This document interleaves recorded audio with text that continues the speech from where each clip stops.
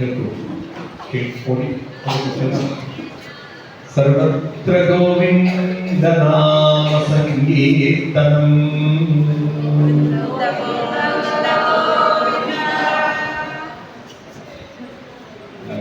നിവർന്നിരുന്ന ഓങ്കാരം ഉദ്ധരിച്ച് നിവർന്ന് പ്രോത്സാഹിക്കുക.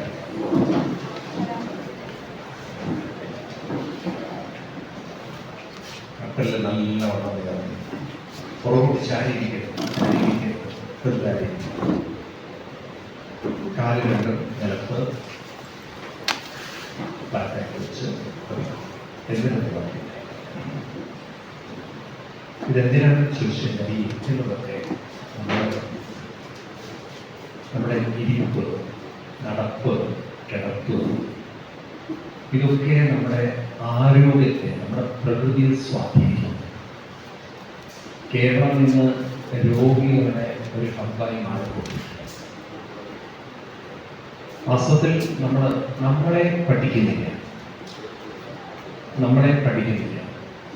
നമ്മളെ ശ്രദ്ധിച്ചിരുന്നെങ്കിൽ, നമ്മളെ ഒബ്സർവ് ചെയ്തിരുന്നെങ്കിൽ, നമ്മളെ നിരീക്ഷിച്ചിരുന്നെങ്കിൽ നമുക്ക് മനസ്സിലാകുമായിരുന്നു പല രോഗത്തിനും കാരണം എന്താണ്.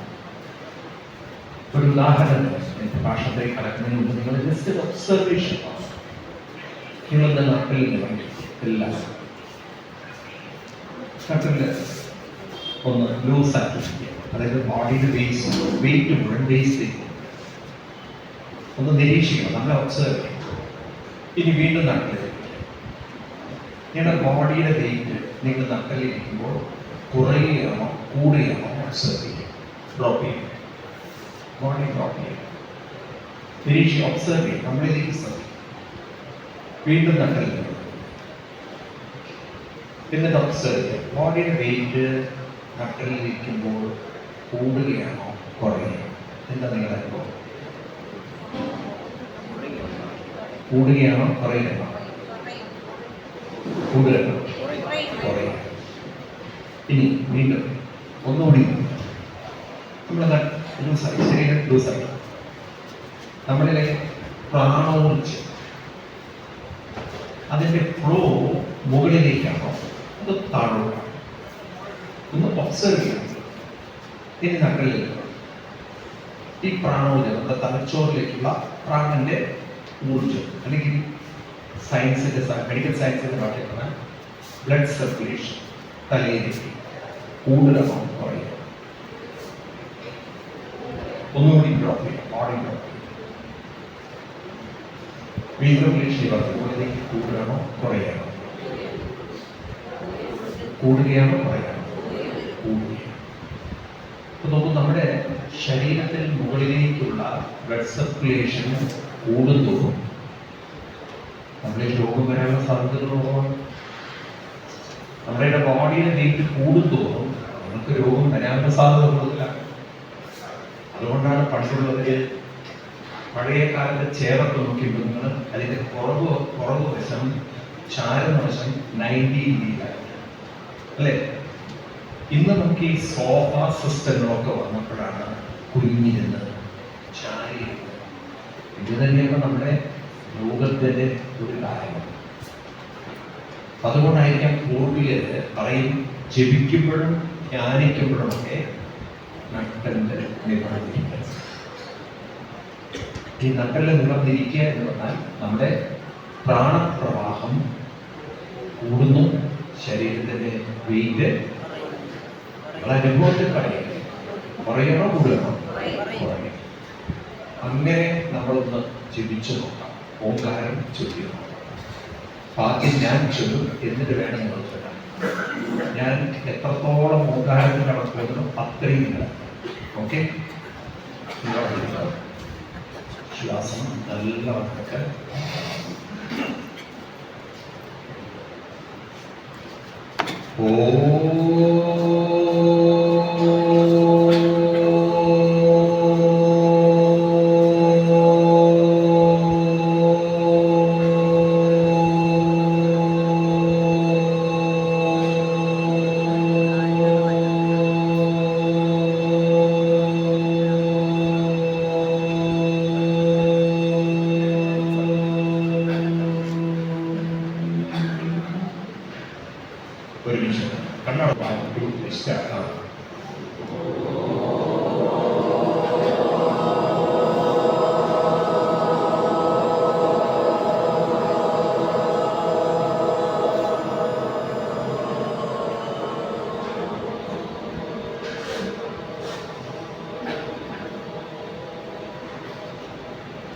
ശ്വാസം നല്ലോണം ഉള്ളിലേക്ക് ഒരുമിച്ച് ചെയ്യാം.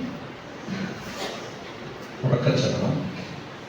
നാഭിയിൽ നിന്നും ശബ്ദം പുറത്തേക്ക്.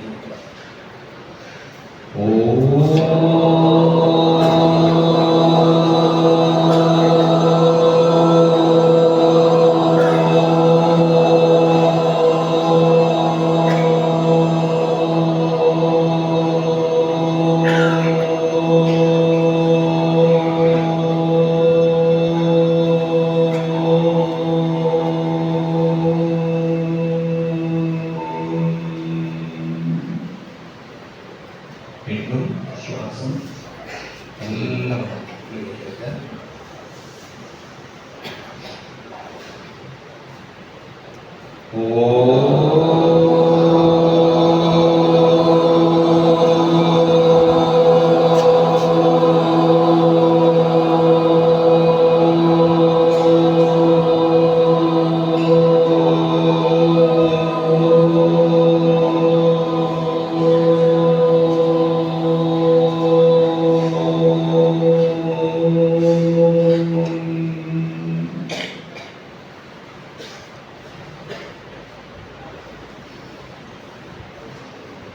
ചൊല്ലണം, തിരിച്ചൊല്ലണം. ഗുരു ബ്രഹ്മ ഗുരു വിഷ്ണു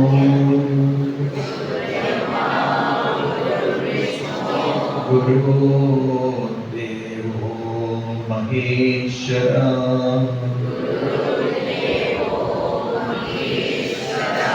ഗുരു സാക്ഷാത് പരം ബ്രഹ്മ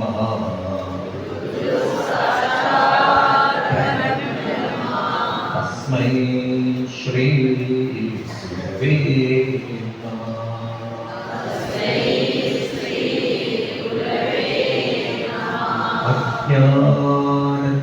അജ്ഞാനതിമിരാന്തസ്യ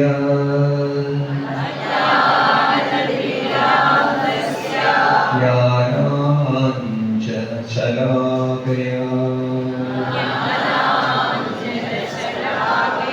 ചക്ഷുർമീലിതം യേന തസ്മൈ ശ്രീ ഗുരവേ നമഃ.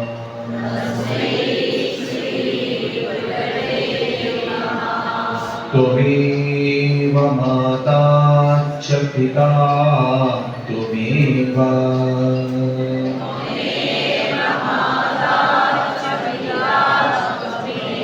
ത്വമേവ ബന്ധുശ്ച സഖാ ത്വമേവ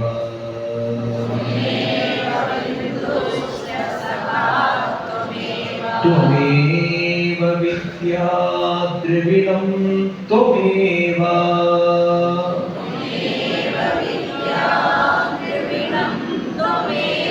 ത്വമേവ സർവം മമ ദേവദേവ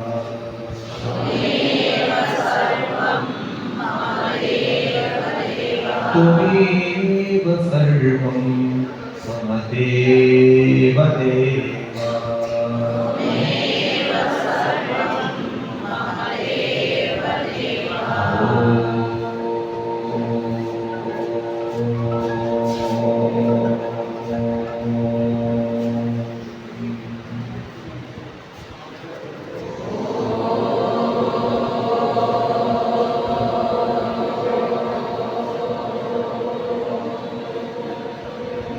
ശാന്തി ശാന്തി ശാന്തി.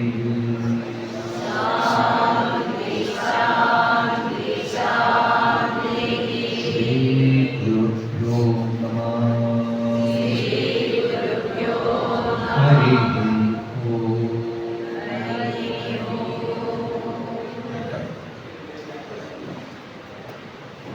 ലോകം കണ്ട ഏറ്റവും ആധ്യാത്മികതയുടെ സമ്പൂർണ്ണത നിറഞ്ഞു നിൽക്കുന്ന രാഷ്ട്രമാണ് നമ്മുടെ ഭാരതം. ഈ ഭാരതത്തിൽ ജനിക്കാൻ സാധിക്കുക എന്നത് തന്നെ സുഹൃതം. ഇനി ഭാരതത്തിൽ ജനിച്ച് അതിൻ്റെ സംസ്കൃതി ഉൾക്കൊള്ളാൻ സാധിച്ചാൽ വളരെ വലിയ ഇന്ന് നമ്മൾ ഭാരതത്തിൻ്റെ കലാസംസ്കൃതി ഉൾക്കൊണ്ട പ്രതിഭകളെ ആദരിക്കണം.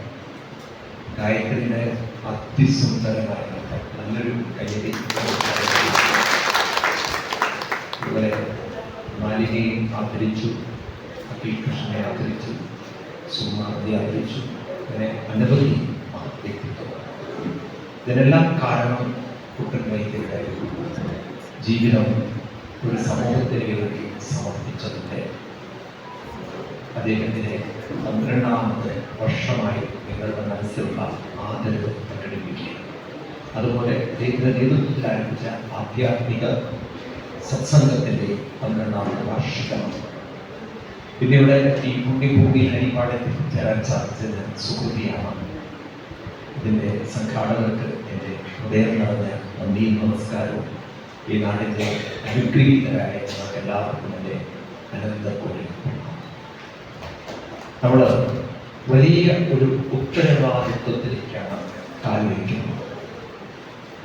എന്താണ് ഈ ഉത്തരവാദിത്വം എന്നാണ് നമുക്ക് നേരത്തെ ശ്രീനിവാസനോട് പറഞ്ഞതുപോലെ, ഒന്ന് വ്യക്തിയോടുണ്ട്, രണ്ട് നമ്മുടെ സമൂഹത്തോടുണ്ട്, മൂന്ന് നമ്മുടെ രാഷ്ട്രത്തോട് അല്ലെങ്കിൽ ലോകത്തോടുള്ള ഉത്തരവ്, അല്ലെങ്കിൽ നമുക്ക് നമ്മുടെ ചുറ്റുപാടിനുള്ള ഉത്തരവാദിത്വം, പ്രകൃതിയോടുള്ള ഉത്തരവാദിത്വം. എന്താണ് ഈ ഉത്തരവാദിത്വം? അവിടെയാണ് നമ്മൾ ഭാരതത്തിൻ്റെ ആത്മീയതയെ വളരെ മനസ്സിലാക്കുന്നത്. നമുക്ക് മരിക്കുന്നത്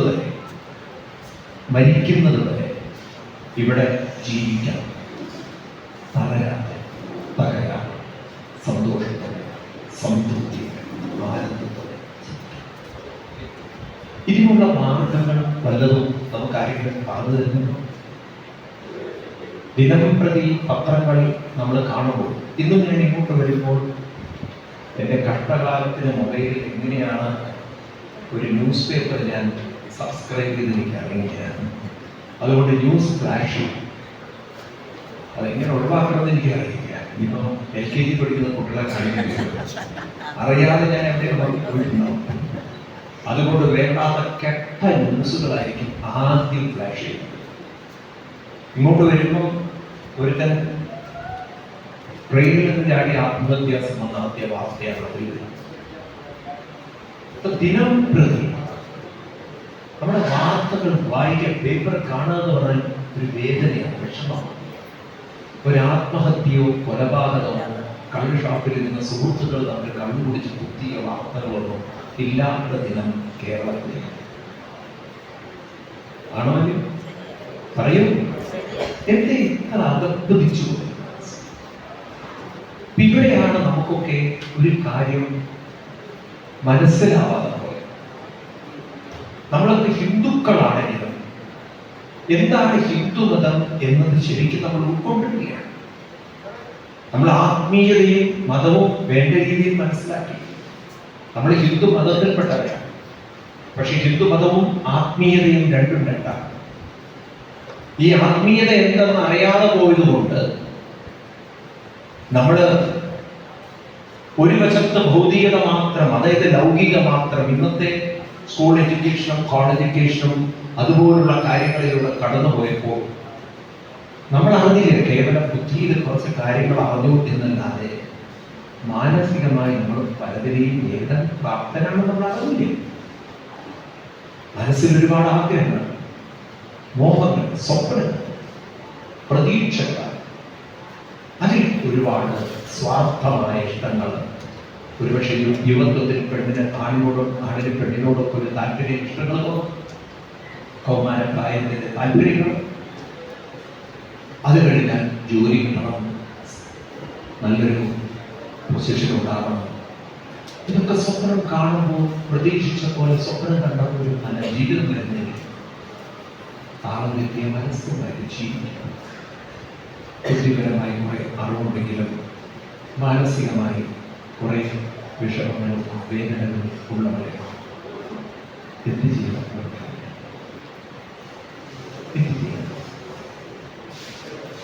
എത്രയോ വിദ്യാഭ്യാസം ഉണ്ടായിട്ടും കല്യാണം മുടങ്ങി കിടക്കുന്നത്. നമ്മുടെ ഹിന്ദു വീടുകളിൽ നിന്ന് പണ്ടൊക്കെ പുര നടന്നത് പെണ്ണുങ്ങളായിരുന്നു, പുര നടന്നത് ആൺകുട്ടികളാണ്. കല്യാണം നടക്കുന്നില്ല, നടന്ന കല്യാണം തന്നെ എത്ര ദിവസമാണ്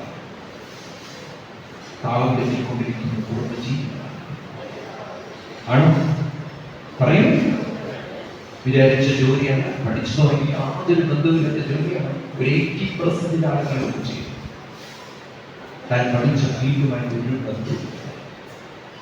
എന്തിനാണ് പഠിച്ചത്? എന്തിനാ പഠിച്ചത്? എവിടെയാണ് താളം കിട്ടുന്നത്? അപ്പൊ അവിടെയാണ് ഭാരത ഋഷിവര്യന്മാർ നമ്മുടെ മുന്നിൽ കാഴ്ചവെച്ച ആത്മീയമായ ഒരു വിദ്യാഭ്യാസം. ദ്വേ വിദ്യേ വേദിതവ്യേ, നമ്മുടെ ഋഷി പറഞ്ഞ വാക്കുകളാണ്. ഇന്ന് നമുക്കത് ആവശ്യമാണ്. ദ്വേ വിദ്യേ വേദിതവ്യേ. ദ്വേ എന്ന് പറഞ്ഞാൽ രണ്ട്, വിദ്യകൾ വേദ്യമാകാം. പട്ടിക എത്ര വിദ്യകൾ? രണ്ടാണ്. എന്താണ് ഈ രണ്ട് വിദ്യകൾ? ഒന്ന്, ബുദ്ധിയിൽ ഇന്നത്തെ ലോകത്തിനാവശ്യമായ, ലോകം വളരെ പുരോഗതി പ്രാപിക്കുക. നമ്മൾ വളർന്നു വന്ന കാലഘട്ടത്തിലല്ല ഇന്നത്തെ കുട്ടി ജനിക്കും. ഇന്ന് ജനിച്ചു വരുന്ന കുട്ടിക്ക് വരലെന്താണോ വരയ്ക്കെന്താണെന്നും പറഞ്ഞാൽ ദേഷ്യം വന്നിട്ട് വരയ്ക്കേണ്ട മൂഡ് എന്ന് വെച്ചാൽ വാട്ട് ഈസ് ദാറ്റ് അമ്മ വാട്ട് ഈസ് ദാറ്റ് വരയ്ക്കേണ്ട മൂഡ്. കാരണം അവരൊക്കെ കണ്ടവരാണ് വരയ്ക്കേണ്ട മൂഡ് എന്താണെന്ന് അറിയാം. ഇന്നത്തെ കുട്ടികൾക്ക് എന്താ വരയ്ക്കേണ്ട മൂടാ അല്ലേ? ആണോ അല്ലയോ? അതിനെന്താണ് അരിയാട്ടുന്ന സാധനം? അതിന്റെ ഇന്നിപ്പോ വിഷയന്റെ ലോകത്തിലാണ് ജീവിക്കുന്നത്. ഇനി അമ്മ കഷ്ടപ്പെട്ട കുക്കിങ്ങിൽ നിന്ന് വരെ അവർക്കറിയില്ല. കാരണം അവർക്കൊരു സ്വിഗ്ഗിയോ അല്ലെങ്കിൽ സൊമാറ്റോ, അവർക്കൊരു കാർഡ് മതി ജീവിതത്തിൽ, മൊബൈൽ ഫോൺ മതി. ATM-ിലൂടെ അല്ലെങ്കിൽ ഏതെങ്കിലും വഴിക്ക് പൈസ അടച്ചിട്ട് ഇന്ന് സാധനം ഓർഡർ ചെയ്താൽ വീട്ടിൽ കിട്ടുന്ന കാലമാണ്. ആണോ? പറയുന്നത് പുതിയ ലോകത്തിലേക്ക് മനുഷ്യൻ സഞ്ചരിക്കുക. ഈ അറിവുകളൊക്കെ ഭൗതികമായ ലോകത്തിന്റെ പുരോഗതിക്കൊപ്പം യാത്ര ചെയ്യാനുള്ള അറിവാണ് ഒരു പ്രശസ്ത മനുഷ്യൻ ചിന്തകൾ. രണ്ടാമതൊരു അറിവ് വേണം. അതെന്തിനാണ്? അതെന്തിനെ കുറിച്ചുള്ള അറിവാണ്? അവനവന്റെ മനസ്സ് എപ്പോഴൊക്കെ തളരുന്നുണ്ടോ, താളം തെറ്റുന്നുണ്ടോ, അപ്പോഴൊക്കെ അതിനെ പറയൂ ഉയർത്താൻ, അതിന് ശക്തി പകരാനായിട്ട്, ഊർജം പകരാനായിട്ട്, ഉത്സാഹം പകരാനായിട്ട്. അങ്ങനെ അറിവ് വേണം. പറയൂ. ഒരു വശത്ത് സമൂഹത്തിലുള്ള പ്രതിസന്ധികളോ പ്രയാസങ്ങളോ പ്രതിബന്ധങ്ങളോ പ്രലോഭനങ്ങളോ പ്രശ്നങ്ങളോ നമ്മളെ അലട്ടുമ്പോൾ ആ പ്രശ്നങ്ങളിലൊന്നും താളം തെറ്റാത്ത ഒരു മനസ്സ്, ഇനി മറ്റുള്ളവർ നമ്മുടെ ഊർജം കെടുത്തിയാൽ പോലും ഊർജം ചോർന്നു പോവാത്തൊരു മനസ്സ്, കാറിലോ വണ്ടിയിലോ പെട്രോൾ തന്നാൽ നമുക്ക് പെട്രോൾ സ്റ്റേഷനിൽ പോയിട്ട് പെട്രോൾ അടിക്കാം, വഴിനീളം നമുക്ക് ഇല്ല. പക്ഷെ മനസ്സിന്റെ ഊർജം തളർന്നു പോവുകയാണ്. നമ്മുടെ സമൂഹത്തിൽ നമ്മൾ കാണുന്നതിന് എതിരെയാണ്. മനസ്സിന്റെ ഊർജം കുറഞ്ഞാൽ ഒന്നുകൂടി തളർത്താനാണ് നമ്മുടെ സമൂഹം ക്ഷണിക്കുന്നത്. പ്രത്യേകിച്ച് ഹിന്ദു സമൂഹം. ഈ കാര്യത്തിൽ മുസ്ലിം സമുദായം നമ്മളെക്കാളും ഏറെ ഉയർന്നിരിക്കുന്നത്. കച്ചവടത്തിൽ താഴ്ന്ന ഒരുത്തനെ കൈപിടിച്ച് എങ്ങനെ രക്ഷപ്പെടുത്താമെന്ന് അവർ ശ്രമിച്ചിട്ടുണ്ട്. കച്ചവടത്തിൽ താഴ്ന്നു പോയ ഒരുത്തനെ നന്നായി അവരെ തിരികെ വന്നിരിക്കുകയാണ്. സ്വന്തം കാര്യം പോലും പറയാം, ആരോട് ചോദിച്ചിട്ടാണ് നിങ്ങൾ കച്ചവടം തുടങ്ങിയത്? അത് ബാങ്കിൽ എങ്ങാനും കൊണ്ടുപോയിട്ട് ഇൻട്രസ്റ്റ് ഇട്ട് എഴുതി ആണോ? അല്ലെ കുറ്റപ്പെടുത്തലുകളും പരിഭവങ്ങളും പ്രശ്നങ്ങളും പറഞ്ഞു പറഞ്ഞ് ആ മനുഷ്യൻ തൂക്കുകയറെടുത്തിരിക്കുകയായിരുന്നു. പറയുന്നത് ശരിയാണോ ഞാൻ പറയുന്നത്? ആണോ? ആണോ? നമ്മുടെ ഹിന്ദു സമൂഹത്തിൽ ഇങ്ങനെ ആയിപ്പോയത്. കാരണം നമ്മുടെ ആത്മീയത മുഴുവൻ നമ്മൾ മനസ്സിലാക്കാതെ വളർന്നു. മനുഷ്യനെ മുഴുവൻ സ്വാർത്ഥമാക്കുന്ന സ്വാർത്ഥതയുടെ ഭക്തിയാണ് നമ്മൾ പഠിപ്പിച്ചത്. ഇത് നമുക്ക് മാറ്റണം. സ്വാർത്ഥതയിലല്ല ഭക്തി. ഞാൻ എനിക്ക് വേണ്ടി പ്രാർത്ഥിച്ചതുകൊണ്ട് ഒന്നും നടക്കാൻ പറ്റില്ല. സത്യസന്ധമായി നിങ്ങൾ കുട്ടികൾക്ക് പറഞ്ഞു കൊടുക്കണം. ഈ ഭക്തി എന്തെന്ന് നമ്മൾ പറഞ്ഞു കൊടുക്കേണ്ട കാലമാണ്. ഭക്തിക്ക് 3 നിർവചനമാണ്. നമ്മൾ ഭക്തി എന്ന് പറഞ്ഞാൽ അമ്പലത്തിൽ പോയി പ്രാർത്ഥിക്കുക എന്നാണ് നമുക്ക് ഭക്തി. എനിക്ക് നോക്കും പരീക്ഷാകാലമാണ്, കുട്ടികളെല്ലാവരും പ്രാർത്ഥിക്കുകയാണ് എങ്ങനെയെങ്കിലും ഒന്ന് പരീക്ഷ പാസ്സാക്കി തരാം, അല്ലേ? ആണോ? നമ്മൾ അങ്ങനെയാണ് കുട്ടികളെ പഠിപ്പിച്ചത്, പ്രാർത്ഥിക്കുക. ഇന്നു മുതൽ നിങ്ങൾ ആ വാക്ക് ഉപയോഗിക്കുക. പ്രാർത്ഥനയില്ല, ഹിന്ദുവിന് പ്രാർത്ഥനയില്ല. സത്യം പറയാം, പ്രാർത്ഥന എന്നുള്ള വാക്ക് ഉപയോഗിക്കുന്നത് നമ്മൾ ജനറലി എല്ലാവരെയും ഒരു സദസ്സിൽ എല്ലാവരെയും ആശീർവദിക്കുന്നതിനുള്ള ഒരു പ്രയോഗമാണ് ഇത് പ്രാർത്ഥന. എല്ലാവരുടെയും അഭ്യുന്നതിക്ക് വേണ്ടി പ്രാർത്ഥിക്കുക, അല്ലാതെ അവനവന്റെ സ്വാർത്ഥതയ്ക്ക് വേണ്ടി പ്രാർത്ഥന എന്നൊരു വാക്കില്ല. ഭജനം എന്നാണ്. എന്താണ്? ഭജിക്കുക. അപ്പൊ എന്താണ് ഈ ഭക്തി എന്ന് പറഞ്ഞാൽ? ഭക്തിയുടെ 3 ഭാവങ്ങളാണ്. ഒന്നാമതാണ് ഭജിക്കുക, ജപിക്കുക. രണ്ടാമത്തതാണ് സേവനം ചെയ്യുക. എന്താണ്? സേവനം ചെയ്യുക. മൂന്നാമത്തതാണ് കൂടെയുള്ളവരെ കൈപിടിക്കുക, പ്രചോദനം നൽകുക. ഇതാണ് ഭക്തി. എന്തൊക്കെയാണ്? ഒന്നാമത്തത് ഭജിക്കുക, ജപിക്കുക. നമുക്ക് അങ്ങനെ ഒരു ഭാഷയുണ്ട്. ഞാൻ 2 ദിവസം ഗുരുവായൂർ പോയി പ്രാർത്ഥിക്കാൻ പോകുന്നു നമ്മൾ പറയാറില്ല. ഞാൻ ഓച്ചിറ പോയി 2 ദിവസം പ്രാർത്ഥിക്കാൻ പോകുന്നു നമ്മൾ പറയാറില്ല. എന്താ ഭാഷ? ഭജനത്തിന് പോകും. അങ്ങനെയാണ് ഭാഷ. ആണോ?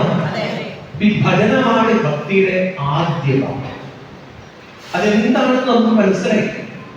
വാസ്തവത്തിൽ ഇന്നത്തെ മോഡേൺ സയൻസ് നമ്മുടെ ഭാരത സംസ്കൃതിയോട് പടിപടിയായി അടുത്തു വരും. ഊർജം എന്നത് 2 തരത്തിലാണ്. ഊർജത്തിനൊരു ഭാവമല്ല. ഒന്നാമത്തെ ഒരു ഭാവം എന്ന് പറയുന്നത് ഊർജം എന്ന് പറയുന്നത് സയൻസ്. ഊർജം എന്ന് പറയുന്നത് ഫാക്റ്റാണ്. അതൊരു ഫാക്റ്റാണ്. പക്ഷേ നാം കാണുന്ന ഈ പ്രപഞ്ച ഊർജം എന്ന് പറയുന്നത് അതൊരു റിലേറ്റീവ് ഫാക്ടറാണ്, അബ്സല്യൂട്ട് ഫാക്ടറല്ല. നമുക്ക് മനസ്സിലാവണമെങ്കിൽ നമ്മൾ കുറച്ചുകൂടി ആഴങ്ങളിലേക്ക് കടക്കണം. എന്താണ് ഈ റിലേറ്റീവ് ഫാക്ടർ എന്ന് പറഞ്ഞാൽ? വേറെ ഒന്നിനെ ആശ്രയിച്ചു നിൽക്കുന്നതാണ്. വേറെ ഒന്നിനെ ആശ്രയിച്ചു നിൽക്കുന്നു. ഞാൻ പറയുന്നത് നിങ്ങൾ ശ്രദ്ധിക്കുക, അപ്പോഴേ മനസ്സിലാവും.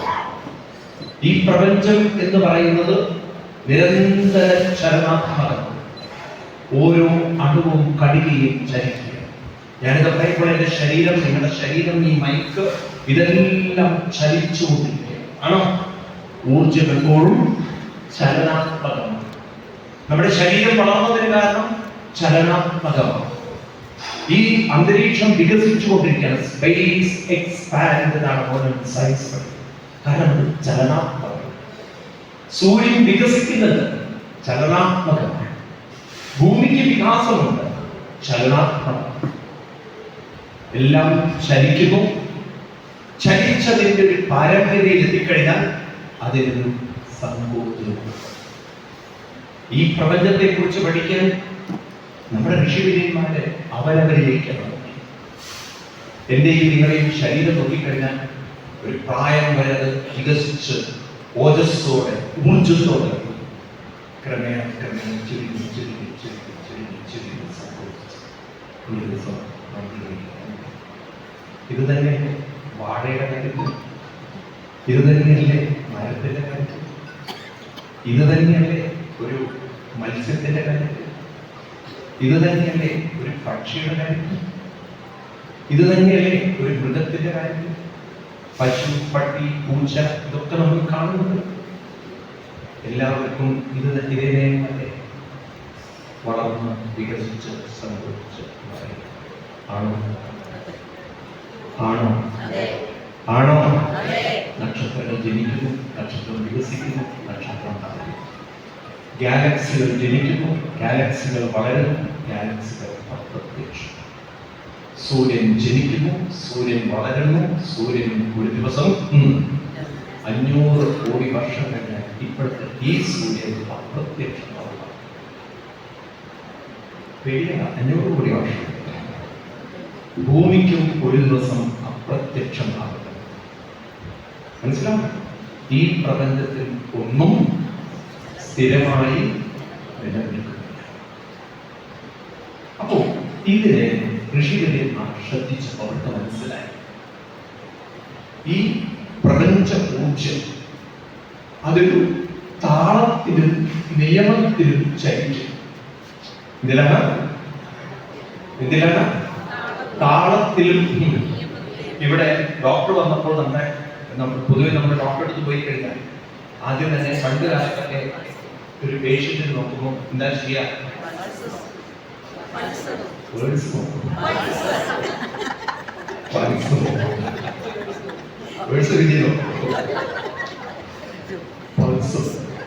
അതെന്തിനാണ്? ഒരു മിനിറ്റിൽ ഇത്രയും ബീറ്റ്സ് ഉണ്ടാവണം എന്ന്.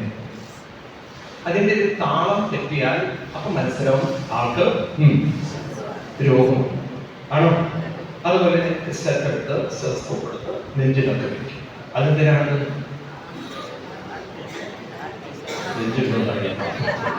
ഹാർട്ട് ബീറ്റ് ആണോ. അതുപോലെ ലങ്സിൽ വെച്ച് നോക്കും, വല്ല ശ്വാസ തടസ്സമൊക്കെ ആണോ. ഇങ്ങനെയൊക്കെ അവർ പരിശോധിക്കുമ്പോൾ ഈ ശരീരത്തിനൊരു താളക്രമമുണ്ട്. ഉണ്ടല്ലോ? ഉണ്ടോ? അത് നമുക്ക് മാത്രമല്ല, പ്രകൃതിയിലുള്ള സകലതിനും എന്തുണ്ട്? താളക്രമമുണ്ട്. അപ്പൊ സൂര്യനുമുണ്ട് താളം, ഭൂമിക്കുമുണ്ട് താളം, അന്തരീക്ഷത്തിനും ഒരു താളക്രമം. ഈ താളക്രമത്തിൽ നിന്നാണ് കലകളൊക്കെ രൂപപ്പെട്ടത്. ഈ താളക്രമമാണ് കലയായി സംഗീതമായി രൂപപ്പെട്ടത്. ബിന്ദുനാദ കലാതീത. ഇനി താളം മാത്രമല്ല, ഈ താളത്തോടൊപ്പം തന്നെ ഒരു നിയമവ്യവസ്ഥയുമുണ്ട്. എന്താ നിയമവ്യവസ്ഥ എന്ന് പറഞ്ഞാൽ, ഈ ചലനങ്ങളൊക്കെ ചലിക്കുമ്പോൾ അത് പലതായി വികസിച്ച് പലതായി രൂപാന്തരപ്പെട്ട് അങ്ങനെ അതൊരു നിയമത്തെ അനുസരിക്കും. ഈ നിയമം എന്നത് വളരെ അത്ഭുതകരമാണ്. നമ്മുടെ ശരീരത്തിലേക്ക് നോക്കിക്കഴിഞ്ഞാലോ, നമ്മൾ എത്രമാത്രം ആത്മീയത താനും വന്നു പോകും. നിങ്ങളിലേക്ക് നോക്കിയാൽ ഇപ്പൊ നമ്മൾ പോത്തുകളെ പോലെ ജീവിക്കുകയാണ്, ഒരു ബോധമില്ലാതെ ജീവിക്കുകയാണ്. നിങ്ങൾ നോക്കൂ, നമ്മുടെ ഭക്ഷണം അങ്ങോട്ട് കഴിച്ചിറക്കി വിടുന്നു. ഈ ഭക്ഷണം ദഹിച്ച് നമ്മുടെ ശരീരത്തിലേക്ക് വേണ്ടുന്ന മുടിയാവുന്നതും, അല്ലെങ്കിൽ തലയിലെ മുടിയാവുന്നതും, ശരീരത്തിൽ ചിലർക്ക് ആണുങ്ങൾക്കൊക്കെ രോമമുണ്ട് അതാവുന്നതും, കൈകളും കാലുകളും ഒക്കെ ആവുന്നതും നമ്മൾ ഈ കഴിച്ച ഭക്ഷണം തന്നെയാണ്. ആണോ? ഇത് ഓരോന്നിനും ഇത്ര മാത്രമേ അതിന്റെ പ്രോട്ടീനും വൈറ്റമിനും പോവാൻ പാടുള്ളൂ. മുടിക്ക് ഇത്രയും പോവാൻ പാടുള്ളൂ. ഇതൊരു നിയമവ്യവസ്ഥ ഇല്ലെങ്കിൽ എന്തായിരിക്കും അവസ്ഥ? ചിന്തിച്ചു നോക്കൂ. ഒരു നിയമവ്യവസ്ഥയിലല്ല ഈ ഡിസ്ട്രിബ്യൂഷൻ നടക്കുന്നതെങ്കിൽ എന്തായിരിക്കും അവസ്ഥ? നമ്മുടെ ശരീരത്തിന്റെ വളർച്ച എടുത്ത് നോക്കിക്കഴിഞ്ഞാൽ, കൈകളും കാലുകളൊക്കെ എടുത്ത് നോക്കിക്കഴിഞ്ഞാൽ, ഒരു കൃത്യമായ അളവിലല്ലേ കൈകൾ രണ്ടും വളരുന്നത്? ആണോ? കാലുകളുടെ ഒരു കൃത്യമായ അളവിലല്ലേ വളരുന്നത്? ആണോ? ഞാൻ ചോദിക്കുന്ന ഉത്തരം നിങ്ങൾ തരണം. പ്രകൃതി തന്നിഷ്ടപ്രകാരമാണ് വളരുന്നതെങ്കിൽ നമ്മുടെ രൂപം ഇങ്ങനെയാകുമോ? അതോ ഇതൊരു നിയമത്തെ അനുസരിക്കുന്നതാകുമോ? അതാണ് ചോദ്യം. ഒരു നിയമത്തെ അനുസരിച്ചുകൊണ്ടാകുമോ ഈ ശരീരം ഇങ്ങനെ രൂപപ്പെടുന്നത്? അതോ തന്നിഷ്ടപ്രകാരം അങ്ങനെ പ്രകൃതി എല്ലാം ഡിസ്ട്രിബ്യൂഷൻ ചെയ്തു കഴിഞ്ഞാൽ എന്തായിരിക്കാം? കൂടെ വന്നില്ല. ഒരു അമ്മ പ്രസവിച്ചു കഴിഞ്ഞാൽ അമ്മയുടെ രക്തം തന്നെയാണ് പല മാറ്റങ്ങളിലൂടെ പാലായി മാറുന്നത്, അല്ലേ? ആണോ? കുഞ്ഞിന് കുടിക്കാനുള്ള പാല് അമ്മയുടെ രക്തത്തിന്റെ ഒരു പരിണാമം തന്നെയാണ്. ആണോ? അല്ലേ? അതുകൊണ്ടാണല്ലോ എന്റെ രക്തമാണെന്ന് പറയുന്ന ഇടയ്ക്കിടയ്ക്ക് എന്റെ രക്തമാണ്, രക്തബന്ധം എന്നൊക്കെയുള്ള വാക്കുകൾ അങ്ങനെയല്ലേ? അല്ലാതെ അമ്മയുടെ രക്തം ഊറ്റി കുടിച്ചിട്ടില്ല. ഈ അമ്മയുടെ ശരീരത്തില് അമ്മ കഴിച്ച ആഹാരം രക്തമായി അത് പാലാകുമ്പോൾ ഇത്ര ശതമാനമേ പാലാകാവൂ എന്നൊരു നിയമം ഈ ശരീരത്തിൽ ഇല്ലാതിരുന്നു എങ്കിൽ എന്തായിരിക്കും സംഭവിക്കുക?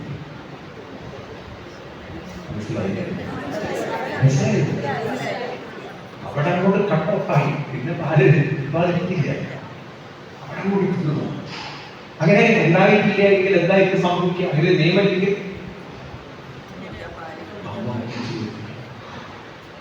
രക്തത്തിനേക്കാളും കൂടുതൽ പാല് ശരീരത്തിൽ വന്നാൽ ആർട്ടിന്റെ പ്രവർത്തനത്തെ ഇത് ബാധിച്ചില്ല. ഈ ശരീരം ഒരു നിയമവ്യവസ്ഥയിലല്ലേ വളരുന്നത്? ആണോ അല്ലയോ? ഈ പ്രപഞ്ചത്തിന്റെ താളത്തിന്റെ പിന്നിൽ നിയമമുണ്ട്. ആ നിയമമുള്ളത് കൊണ്ടാണ് എല്ലാം ഒരു ക്രമപ്രകാരത്തിൽ അങ്ങനെ ചലിച്ച് വികസിച്ച് ആ വികസനത്തിന്റെ പാരമ്യത എത്തുമ്പോൾ ആ നിയമം അനുസരിച്ച് അത് സംഭവിച്ച് എവിടെ നിന്നാണ് ഈ നിയമവും താളക്രമവും പ്രകൃതിക്ക് കിട്ടുന്നതെന്ന് ഇപ്പോഴും സയൻസിന് മുഴുവനായി studied about the electrons, they studied about the proton, they studied about the neutron.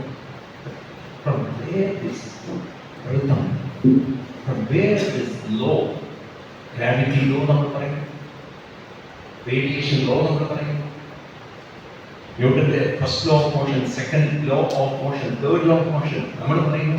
ഇവിടെ നിന്നാണ് ഈ നിയമം വരുന്നത്? ആരാണ് ഈ ഇന്റലിജൻസ് കൊടുക്കുന്നത്? ഇതിന്റെ പിന്നിലേക്ക് ഇറങ്ങി ചെന്നത് ഭാരതത്തിലെ ഋഷിവര്യന്മാർ പറഞ്ഞു, പ്രപഞ്ച ഊർജത്തിന് അതിനെപ്പോഴും നിയന്ത്രിക്കാൻ കഴിയുന്ന, അതിന് നിയമം പകരാൻ കഴിയുന്ന മറ്റൊരു ഊർജമുണ്ട്. അതിന്റെ പേരാണ് ബോധ ഊർജം. ഇതാണ് ഭാരത ഋഷിവര്യന്മാരുടെ സയൻസാണ് സംസാരിച്ചത്. മറ്റു മതങ്ങളുമായി ഹിന്ദുമതത്തെ നിങ്ങൾ താരതമ്യം ചെയ്യരുത്. അതൊക്കെ മതമാണ്, നമ്മുടെ ആത്മീയതയാണ്. ഏതാണ് ഈ ആത്മീയത എന്നൊരു വാക്കുണ്ടല്ലോ, അതിന് മതവുമായി വാസ്തവത്തിൽ യാതൊരു ബന്ധമില്ല. ആത്മീയത എന്ന് പറഞ്ഞാൽ തന്നിൽ തന്നെ ഉള്ള ഊർജത്തെ കുറിച്ചാണ് പഠിപ്പിക്കുന്നത്. തന്നിൽ തന്നെയുള്ള ഏതോ ഊർജത്തെ, പ്രകൃതി ഊർജത്തെ കുറിച്ചല്ല, ബോധ ഊർജത്തെ കുറിച്ച് പഠിക്കുക. അപ്പൊ എന്താണ് ഈ ബോധ ഊർജം എന്നത്? നമ്മുടെ ഉള്ളിലുള്ള ചലനങ്ങളെ നിരീക്ഷിക്കാനും ആ ചലനങ്ങളുടെ ഗതിവിഗതികൾ തിരിച്ചുവിടാനുമുള്ള ഒരു കഴിവ്, ഇന്റലിജൻസ്, വിവേകം നിങ്ങളിൽ എല്ലാവരും. ഞാൻ പറയുന്നത് മനസ്സിലാക്കാൻ നിങ്ങൾ കുറച്ച് മെനക്കണം. അതിനാദ്യം വേണ്ടത് നമ്മൾ അന്തർമുഖത്വത്തിലേക്ക് വരണം. എന്ത് വരണം? നമ്മുടെ മനസ്സ് മുഴുവൻ പ്രകൃതിയിലേക്ക് തിരിച്ചുവിട്ടിരിക്കുക, മറ്റുള്ളവരിലേക്ക് തിരിച്ചുവിട്ടിരിക്കുക. അവനവന്റെ മനസ്സിലേക്ക് ശ്രദ്ധ വരുന്നില്ല. ഈ മനസ്സിലേക്ക് ശ്രദ്ധ വരാത്തത് കൊണ്ട്, തന്റെ മനസ്സിൽ എന്താണ് സംഭവിക്കുന്നതെന്ന് തിരിച്ചറിയാത്തത് കൊണ്ട്, തന്റെ മനസ്സിന്റെ ഗതിവിഗതികൾ തിരിച്ചു വിടാനോ അല്ലെങ്കിൽ മാറ്റിമറയ്ക്കാനോ സാധിക്കാത്തത് കൊണ്ട് എവിടെയെങ്കിലും ഒരു വിഷമവും പരാജയം വന്നാൽ അതിലൊട്ടി പിടിച്ച് അതിൽ ചുരുങ്ങി അതിൽ കറങ്ങി. ഇവിടെ വൈദ്യശാസ്ത്രവും ആത്മീയതയും ഒത്തുചേരുന്ന ഒരു ദിവസമാണ് ഇന്നിവിടെ ഈ ഒരു ഫംഗ്ഷൻ അല്ലെങ്കിൽ സത്സംഗത്തിൽ നടക്കുന്നത്. വൈദ്യര് ഒരു വശത്ത് വൈദ്യനാണ്, അതൊരു ശാസ്ത്രമാണ്. ഇതുപോലെ ആത്മീയതയും ഒരു ശാസ്ത്രമാണ്. രണ്ട് ശാസ്ത്രങ്ങൾ ചേരുക. വൈദ്യശാസ്ത്രം എന്നത് ശരീരവുമായി ബന്ധപ്പെട്ടതാണ്. ഇന്നത്തെ ഈ മെഡിക്കൽ സയൻസിന്റെ ഭാഷയിൽ പറഞ്ഞാൽ ഫിസിയോളജിയാണ്, അനാട്ടമിയാണ്, ശരീരവുമായി ബന്ധപ്പെട്ട.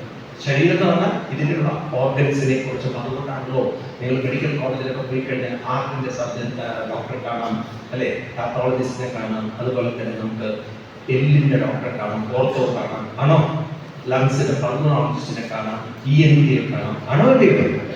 പറയൂ. ഈ മനസ്സിന്റെ ഒരു ഡോക്ടർ എന്ന് പറഞ്ഞ ഡോക്ടർ ഉണ്ടോ? സൈക്യാട്രിസ്റ്റ്. സൈക്യാട്രിസ്റ്റ് എന്ന് പറഞ്ഞു കഴിഞ്ഞാൽ ഒരാൾക്ക് സൈക്യാട്രിസ്റ്റ് വാസ്തവത്തിൽ സൈക്യാട്രി എന്തെടുക്കും, അത് തെറ്റായിട്ടുള്ള യൂസേജാണ് അവർ ചെയ്യുന്നത്. ന്യൂറോ ആണ് അവർ കൈകാര്യം ചെയ്യുന്നത്. എന്താണ്? തലച്ചോറിനെ അവര് മരുന്ന് കൊടുത്ത് തലച്ചോറിനെ അവർ കുറച്ച് അതിന്റെ പ്രവർത്തനത്തെ അവർ നിയന്ത്രിക്കുന്നു. അത്രയും ചിന്തകളെ മാറ്റാൻ ഇന്ന് വരെ ഒരു സൈക്കാട്രിസ്റ്റിനും അത് വേണ്ടാത്ത സാധിച്ചിട്ടുണ്ടോ? ഞാൻ എൻ്റെ അറിവിൽ സാധിച്ചിട്ടില്ല. അതുകൊണ്ടാണ് ഈ സൈക്കാട്രി ഫീൽഡിൽ പോകുന്ന ഡോക്ടർമാരെ ഈ പട്ടന്മാരെ കണ്ടുകൊണ്ട് പറയുന്ന അവർക്ക് ഉണ്ടാവും. കാരണം എൻ്റെ പ്രഭാഷണത്തിൽ ധാരാളം സൈക്കാട്രി ഡോക്ടർമാരെ ഞാൻ കാണാറുണ്ട്. കാലിക്കറ്റിലൊക്കെ പ്രോഗ്രാം നടത്തുന്ന സമയത്ത് അവിടെയാണ് കുതിരവട്ടം. ഈ പ്രാവശ്യം ഞാൻ അവിടെ സപ്താഹത്തിന് വരുമ്പോഴുണ്ടായിരുന്നു സൈക്കാട്രി ഡോക്ടറായിരുന്നു. അവിടെ എന്തല്ലേ ഞാൻ സൈക്കാട്രി ഡോക്ടറാണ്. അപ്പൊ തന്നെ എനിക്ക് മനസ്സിലായി കുതിരവട്ടായിരിക്കുന്നത്. അത് ഇവരെ കണ്ട് ഇവരോട് സംസാരിച്ച് കേട്ട് അത് നമ്മൾ തന്നെ ഇടയ്ക്ക് പറയാറില്ല. ചിലരോട് നിങ്ങളോട് സംസാരിച്ചാൽ എനിക്ക് വട്ടുപിടിക്കുമോ പറയാറില്ല? ആണോ? കുറെ പേര് നമുക്ക് ഭ്രാന്ത് പിടിക്കുന്നവരുണ്ട്. കാരണം ചിലരുടെ സ്വഭാവം നമുക്കത്ര. അപ്പൊ നമുക്ക് കംപ്ലീറ്റ് പോയ ആളുകളോട് വർത്തമാനം പറഞ്ഞാൽ ഈ ഡോക്ടർമാർ എങ്ങനെ വട്ടുപിടിക്കാതെ. അത് ഒന്നല്ല, രാവിലെ മുതൽ വൈകുന്നേരം വരെ നിങ്ങളൊന്ന് കേട്ടു. എളുപ്പമല്ലത്, വളരെ ബുദ്ധിമുട്ടാണ്. ശരിക്കും നമസ്കരിക്കുന്ന പ്രൊഫഷൻ അതാണ് അല്ലേ? രാവിലെ മുതൽ ഒരു അർത്ഥവും ഇല്ലാത്ത എന്തോ കാര്യം പറഞ്ഞ എന്തൊരു വട്ടാണ് നോക്കി, എന്തൊരു വട്ടാണ്. ഞാൻ തിരുവനന്തപുരത്ത് സഭ നടത്തുക. ഒരാൾ വന്നിട്ട് എന്നോട് വേദാന്ത ഗംഭീരം കേൾക്കുമ്പോൾ ഒരു രസമുണ്ടായിരുന്നു പറയുന്നത്. കുറച്ച് കഴിഞ്ഞപ്പോൾ 5 മിനിറ്റ് കഴിഞ്ഞപ്പോൾ എനിക്ക് തോന്നി എവിടെ വരുന്ന പ്രശ്നമുണ്ട്. പിന്നെ ഞാൻ പിന്നെ സംസാരിക്കാൻ നമുക്ക് കഴിഞ്ഞപ്പം വേറൊരാൾ വന്നിട്ട് പറയാണ് അവിടുത്തെ ചികിത്സയിലായിരുന്നു. അവിടുന്ന് പോകുന്ന വാർത്തയാണ്. ചിന്തിച്ച് വട്ടായി പോയതാണ്. ഈ തരത്തിൽ മനുഷ്യൻ ശ്രദ്ധിക്കണമെന്നില്ല, അവനവന്റെ മനസ്സിലേക്ക് ശ്രദ്ധ കൊടുക്കുന്നില്ല. ഇന്നത്തെ ഏറ്റവും വലിയ ദുരന്തം എന്താണെന്ന് വെച്ച് കഴിഞ്ഞാൽ ആത്മീയത നമുക്ക് മനസ്സിലായി. ആത്മീയതയുടെ ഫസ്റ്റ് സ്റ്റെപ്പാണ് അന്തർമുഖത്വം. എന്താണ് അന്തർമുഖത്വം? ഒരു ക്ഷേത്രവുമായി ബന്ധപ്പെട്ട് നമ്മൾ പഠിക്കണം. നമ്മളൊരു ക്ഷേത്രത്തിൽ പോകുമ്പോൾ, നിങ്ങൾ ആ അമ്പലത്തിന്റെ പുറത്ത് നിൽക്കുമ്പോൾ അവിടെ വലിയ കൽവിളക്കുകൾ കാണാം ഇല്ലേ? അല്ലെങ്കിൽ ഇന്ന് നമുക്ക് വലിയ ദീപസ്തംഭങ്ങൾ കാണാം ഇല്ലേ? ഉണ്ടല്ലോ. ഈ ദീപസ്തംഭത്തിന് താഴെ നമുക്ക് ആമയാണ് കാണാൻ സാധിക്കും. ആരാണ്? എന്തിനാണ് ആമയെ വെച്ചത്? നിങ്ങൾ നമുക്ക് കുട്ടികൾക്ക് പറഞ്ഞു കൊടുക്കേണ്ട വിഷയമാണ്.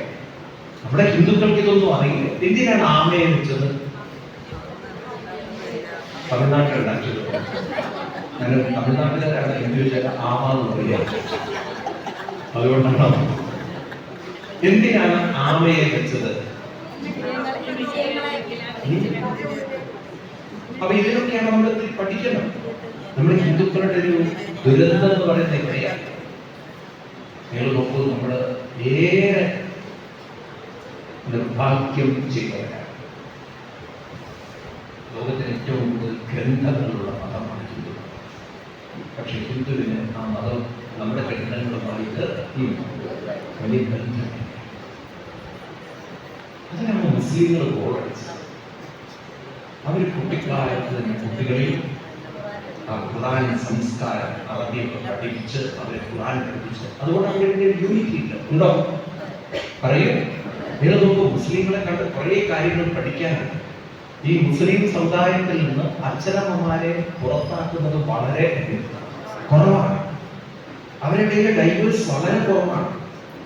നമ്മളെക്കാൾ ഹിന്ദുക്കളെക്കാളും കുറവാണ്. ആണോ? നോക്കൂ, നിങ്ങൾ ചുറ്റുപാട് നോക്കൂ, നമ്മളെക്കാളും കുറവാണ് അവരുടെ യൂണിറ്റി. ഒരാൾ ബിസിനസ്സിൽ തളർന്നാൽ അയാളെ രക്ഷിക്കാൻ 10-100 പേരെങ്കിലും ഉണ്ടാവുമോ? പറയൂ. എല്ലാവരും കൈപിടിച്ച് ഉയർത്താമോ? കാരണം അവർക്ക് ആ കുട്ടിക്കാലത്തെ കിട്ടിയ ഒരു മതപഠനത്തിലൂടെ അവരിൽ മുസ്ലിം സമുദായവുമായിട്ട് ഒരു ഐഡന്റിറ്റി ഉണ്ട്. ഉണ്ടോ?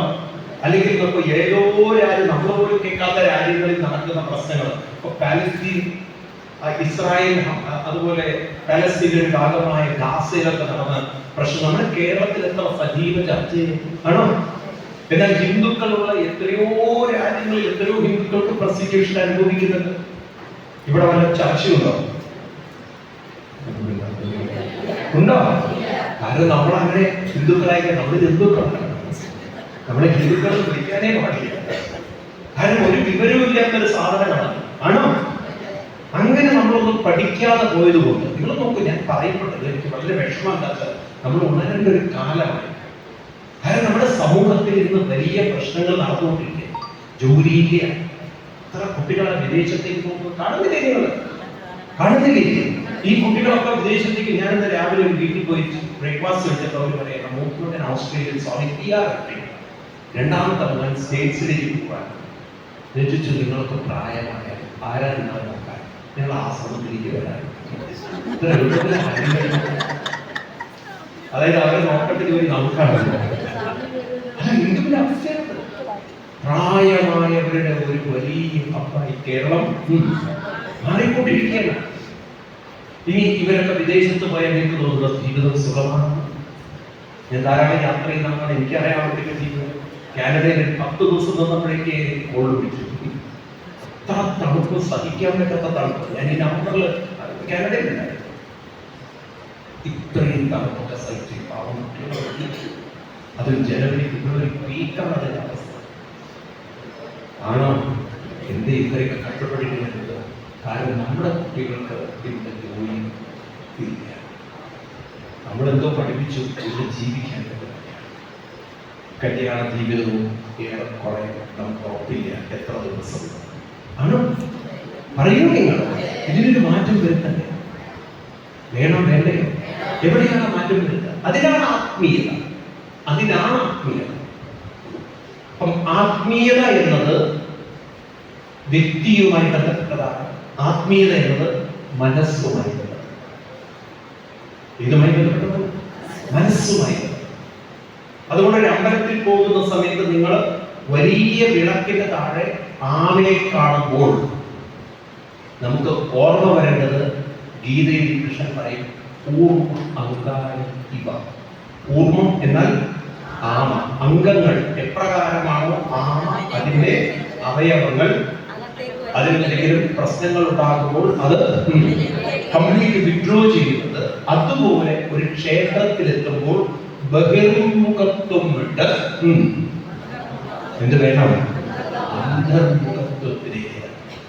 ആമയുടെ ആ ഉൾവലിയൽ നമ്മളെ സംബന്ധിച്ചൊരു അന്തർമുഖത്വം, അല്ലാതെ കണ്ണടച്ച് പോകാനല്ല. ഇനി നിങ്ങൾ ശ്രദ്ധിക്കേണ്ടത് പുറത്തല്ല, ഇനി ശ്രദ്ധിക്കേണ്ടത് അകത്താണ്. എന്താണ് അകത്തേക്ക് നോക്കുക എന്ന് പറഞ്ഞാൽ? നമ്മുടെ അകത്തേക്ക് നോക്കുക എന്നാൽ മനസ്സെന്ന് പറയുന്ന അതിൽ ആഗ്രഹങ്ങളുണ്ട്, മോഹങ്ങളുണ്ട്, കണക്കുകൂട്ടലുകളുണ്ട്, പ്രതീക്ഷകളുണ്ട്, സ്വപ്നങ്ങളുണ്ട്, സ്വഭാവങ്ങളുണ്ട്. ഉണ്ടോ? പറയൂ. സ്വാർത്ഥതകളുണ്ട്. ഉണ്ടോ? അവനവന്റെ ഇഷ്ടങ്ങളുണ്ട്. ഉണ്ടോ? അവനവന്റെ വാസനകളുണ്ട്. ഉണ്ടോ? ഇതൊക്കെയായിട്ട് നമ്മൾ ജീവിക്കുമ്പോൾ ഇതിനൊക്കെ അനുസരിച്ച് നമ്മുടെ ജീവിതം വരികയാണെങ്കിൽ പ്രശ്നമൊന്നുമില്ല. എന്നാൽ അങ്ങനെ ഒരിക്കലും ഇന്നുവരെ ജീവിതം നടന്നിട്ടില്ല. ഉണ്ടോ? നിങ്ങൾ കല്യാണത്തിനൊക്കെ നിങ്ങൾ ജാതക പൊരുത്തം നോക്കുന്നുണ്ട് ഇല്ലേ? ഉണ്ടോ ഇല്ലയോ? അതെന്തുകൊണ്ടാണ്? എന്തിനാ ജാതക പൊരുത്തം നോക്കിയത്? വെറുതെ നോക്കിയതാണ്. ഭാവിയിൽ പൊരുത്തപ്പെട്ട് പോകുമോ? ഞാൻ ചോദിക്കട്ടെ, ജാതകം നോക്കി പൊരുത്തപ്പെട്ട് കല്യാണം കഴിച്ചത് എത്ര പേരുണ്ട്? ജാതകം നോക്കാതെ എത്ര പേര് ജാതകം നോക്കി കല്യാണം കഴിച്ചില്ല? എന്നിട്ട് പൊരുതി ജീവിച്ചോ അതോ പൊരുത്തപ്പെട്ട് ജീവിച്ചോ?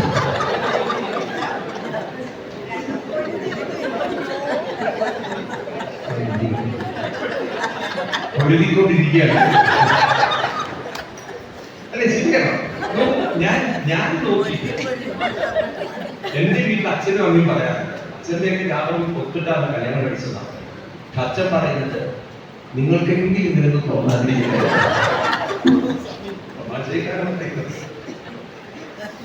മനസ്സിലായി? അതുപോലെ അമ്മയും പറയാറുണ്ട്, എത്ര എത്ര ജാതകം വന്നതായിരുന്നു അതിനൊന്നും തോന്നിയില്ല.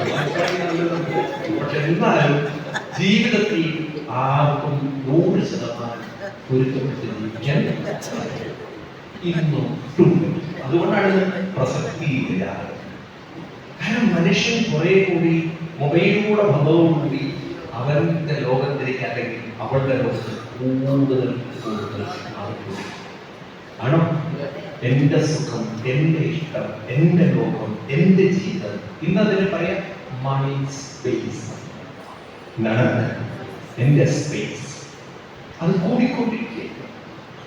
അപ്പൊ അങ്ങനെ ഒരു ജീവിതം നയിക്കുന്ന ഒരാളുടെ കൂടെ വേറൊരാളോട് വന്നു കഴിഞ്ഞാൽ വേറൊരാളുടെ മനസ്സിനെ അക്കോമഡേറ്റ് ചെയ്യാൻ, അഡ്ജസ്റ്റ് ചെയ്യാൻ ഇന്ന് എളുപ്പത്തിൽ പറയൂ സാധിക്കും. അത് പലപ്പോഴും പലരും തിരിച്ചറിയുന്നില്ല, നമ്മൾ മനസ്സിലാക്കുന്നില്ല. ഒരാളിനെ പെണ്ണിനോട് ഇഷ്ടം എന്നുള്ളത് പല തലങ്ങളിലാണ്. ഒരു സെക്ഷൽ ആയിട്ടുള്ള ഒരു ഇഷ്ടം അതൊരു സെക്ഷൽ ആക്ടിവിറ്റിയോടുകൂടി തീർന്നു. അതത്രയും ഫിസിക്കലാണ്, കാരണം അതൊരു ബയോളജിക്കലാണ്. പ്രകൃതിയിൽ ആണും പെണ്ണും ചേർന്നാലേ അടുത്തൊരു ജനറേഷൻ ഉണ്ടാവും. അത് മൃഗത്തിനും മനുഷ്യർക്കും ഒക്കെ ഉള്ളതാണ്. ഒരു ബയോളജിക്കൽ ആയിട്ടുള്ള അല്ലെ ഒരു സെക്ഷൽ അട്രാക്ഷൻ ആണോ അല്ലേ? അത് ആ ഒരു സെക്ഷൽ താല്പര്യത്തിന് വേണ്ടിയിട്ട് ഒരു പക്ഷേ ആക്ട് ചെയ്യാം, അങ്ങോട്ടും ഇങ്ങോട്ടും ഇഷ്ടം. പക്ഷെ ജീവിതം കേവലം സെക്സ് അല്ലല്ലോ. ജീവിതത്തിൽ പരസ്പരം മുന്നോട്ട് പോകണമെങ്കിൽ സ്വഭാവങ്ങളോട് അഡ്ജസ്റ്റ് ചെയ്യാനും മറ്റൊരാളുടെ മാനസികമായ ഉയർച്ച അതിന് വേണ്ട പ്രചോദനവും പ്രോത്സാഹനവും നൽകാനും വേണ്ടേ? വേണ്ടേ? അല്ലെങ്കിൽ മനുഷ്യൻ വെറും ഒരു സെക്ഷൽ ടോയായിട്ട് മാറും. ഇന്ന് നമ്മുടെ സമൂഹത്തിൽ അതാണ് കാണുന്നത്. രാത്രി ഒരുമിച്ച് കിടക്കാൻ വേണ്ടി മാത്രം ബന്ധങ്ങൾ എന്തിനാണ് ചോദിക്കുന്ന കോടതിയെ കേസ്. ഈ ഡിവോഴ്സ് കേസുകളിലൊക്കെ നോക്കിക്കഴിഞ്ഞാൽ കേൾക്കാൻ പറ്റുന്ന വാക്കാണ്. മനസ്സിലാവുന്നല്ലോ, ഒരുമിച്ച് കിടക്കാൻ മാത്രമുള്ള ബന്ധങ്ങൾ എന്തിനാണ് എന്ന് വെച്ചാൽ പകല് പരസ്പരം കണ്ടു, രാത്രി മാത്രമേ ഇഷ്ടമുള്ളൂ എന്ന് വെച്ച് കഴിഞ്ഞാൽ പിന്നെന്താ ബന്ധത്തിനാണ്? അതും മൃഗവും തമ്മിൽ യാതൊരു പറയുന്നത് ഒരു വ്യത്യാസമേ ആണോ? അപ്പൊ ഇവിടെയാണ് നമുക്ക് മനസ്സിലാവുന്നത്, ഒരു ശരീര തലത്തിൽ നിന്നും മനുഷ്യൻ ഉയരണമെങ്കിൽ അവനവൻ ഉയർന്നാലേ മറ്റൊരാളെ ഉയർത്തും. അവനവൻ അവന്റെ സ്വഭാവത്തിലും അവന്റെ സ്വാർത്ഥതയിലും അവനവന്റെ കൊച്ചു ലോകത്തിലും കുരുങ്ങി കിടക്കുന്നവന് മറ്റൊരാളുടെ ജീവിത പ്രശ്നങ്ങളെ ഈ ജന്മം മനസ്സിലാവൂ. എന്താണെന്ന് വിടാത്തത് നിങ്ങൾ അവനവന്റെ മനസ്സിനെ ഉയർത്താൻ പറ്റുന്ന ഒരാൾക്ക് മറ്റൊരാളുടെ മനസ്സിനെ ഉയർത്താൻ ഒരു നീന്തൽ അറിയുന്ന ഒരാൾക്കല്ലേ വേറെ ആളെ നീന്തൽ പഠിക്കാൻ? സ്പോർട്സിന്റെ കാര്യങ്ങളൊക്കെ അറിയുന്ന ആളല്ലേ നമ്മൾ കോച്ച് എന്ന് പറയും? ആണോ? അവർക്കല്ലേ മറ്റൊരാൾ ട്രെയിൻ ചെയ്യാൻ പറ്റും? ആണോ? അപ്പൊ ഇന്ന് നമ്മുടെ കുട്ടികൾക്ക് ഇത് പറഞ്ഞു കൊടുക്കാൻ പറ്റാത്തതിന് കാരണം സ്വയം മനസ്സിനെ ഉയർത്താനുള്ള ഒരു പരിശീലനവും നമ്മൾ ആരും നൽകുന്നില്ല. ഇവിടെയാണ് നമ്മൾ പറഞ്ഞു കൊടുക്കേണ്ടത്. മനുഷ്യൻ കേവലം ബുദ്ധി മാത്രമാണ്. മനുഷ്യൻ ബുദ്ധിയും മനസ്സും ചേരുന്നതാണ്. ആ മനസ്സിലാണ് സ്വഭാവങ്ങളും ആ മനസ്സിലാണ് ഇഷ്ടങ്ങളും സ്വാർത്ഥതയും ഒക്കെ കിടക്കുന്നില്ല. നമ്മുടെ മനസ്സിന്റെ സ്വാർത്ഥതയെ മറ്റൊരാളുടെ സ്വാർത്ഥതയുമായി ചേർക്കുമ്പോൾ എന്റെ സ്വാർത്ഥതയെ വിട്ടുവീഴ്ച ചെയ്ത് മറ്റൊരാളെ അക്കോമഡേറ്റ് ചെയ്യണമെങ്കിൽ അതിനല്പം ഒരു വിശാലത വേണ്ടേ? പണ്ട് കാലങ്ങളിലൊക്കെ നമ്മുടെ വീട്ടിൽ അതിഥികൾ വന്നാൽ നമ്മുടെ മുറികൾ ഒഴിഞ്ഞു കൊടുക്കാൻ പറയും, അല്ലെങ്കിൽ നമ്മളോട് പറയും അതിഥികൾക്ക് ഭക്ഷണം കൊടുത്തിട്ടേ നിങ്ങൾക്ക് ഭക്ഷണം തരുള്ളൂ. അങ്ങനെയല്ലേ പഴയ കാലം? ആണോ? അപ്പൊ മറ്റുള്ളവരെ അക്കോമഡേറ്റ് ചെയ്യാൻ, മറ്റുള്ളവരെ പരിഗണിക്കാൻ, മറ്റുള്ളവരെ മനസ്സിലാക്കാൻ അത് സാധിക്കണമെങ്കിൽ അവനവന്റെ ആ ഈഗോ, അവനവന്റെ സ്വാർത്ഥതയെ ഒന്ന് കൺട്രോൾ ചെയ്യാനുള്ളൊരു കഴിവ് വേണ്ടേ? ഇവിടെയാണ് നമ്മൾ ഈ അമ്പലങ്ങളിലൊക്കെ പോയി പരിശീലനം ചെയ്യുന്നത്. ഇതിനാണ് അമ്പലം വെച്ചിരിക്കുന്നത്, പ്രാർത്ഥിക്കാൻ. അമ്പലം വെച്ചിരിക്കുന്നത് എന്തിനാണ്? നമ്മുടെ മനസ്സിന്റെ ശ്രദ്ധയെ ദൈവികമായ ചിന്തകളിലേക്ക്, ഭജനത്തിലേക്ക്, ജപത്തിലേക്ക് തിരിച്ചുവിടാൻ. അങ്ങനെ നമ്മുടെ ശ്രദ്ധ തിരിച്ചുവിടുമ്പോൾ ആ ദൈവികമായ നാമജപങ്ങളിലൂടെ കടന്നു പോകുമ്പോൾ അതിൽ നിന്നും ചില എനർജി നമ്മുടെ മനസ്സിൽ തട്ടുമ്പോൾ നമ്മൾ നോക്കൂ എന്താ സംഭവിക്കുന്നത്. ഞാൻ എൻ്റെ മനസ്സിനെ നാമത്തിലേക്ക് തിരിച്ചുവിടുന്നു. ശ്രദ്ധ അതിന്റെ സ്വഭാവം നാമത്തിലേക്ക് തിരിയുന്നല്ല. കുറച്ചു നേരം നാമത്തിലേക്ക് തിരിച്ചുവിടുമ്പോൾ തന്നെ എനിക്ക് ഇഷ്ടമില്ലാത്ത, എനിക്ക് അത്രയൊന്നും താല്പര്യമില്ലാത്ത ഒരു കാര്യം നാമത്തിലേക്ക് മുഴുകുക എന്ന് പറയുന്നത് അത്ര എളുപ്പമൊന്നുമല്ല, അത്ര ഇഷ്ടമുള്ള കാര്യം ആണോ? അമ്പലത്തിൽ തൊഴുതുപോയി അങ്ങനെയാകുമ്പോൾ നമുക്ക് കുഴപ്പമില്ല. കണ്ണടച്ചൊരു 10 മിനിറ്റ് ജപിക്കാൻ പറഞ്ഞാൽ അത് അത്ര എളുപ്പമാണ്. ഒരുപക്ഷെ ജപിക്കൽ എളുപ്പമാണ്, പക്ഷെ ജപത്തിൽ മനസ്സിനെ പിടിച്ചു നിർത്തി ജപിക്കാൻ എളുപ്പമാണോ? പറയൂ. അത് നിങ്ങൾക്ക് ബോറടിക്കും, കുറച്ച് നിങ്ങൾ എന്നെ കൊണ്ട് പറ്റില്ല ആണോ? അപ്പൊ നാമത്തിൽ എവിടെയാ നമുക്ക് ഇൻട്രസ്റ്റ് ഉള്ളത്? ഇത് പരിശീലിപ്പിക്കലാണ്. മനസ്സിനെ പരിശീലിക്കുക. പ്രാർത്ഥിക്കുകയല്ല, പരിശീലിപ്പിക്കുക. അതിന്റെ മറ്റൊരു പേരാണ് സാധന.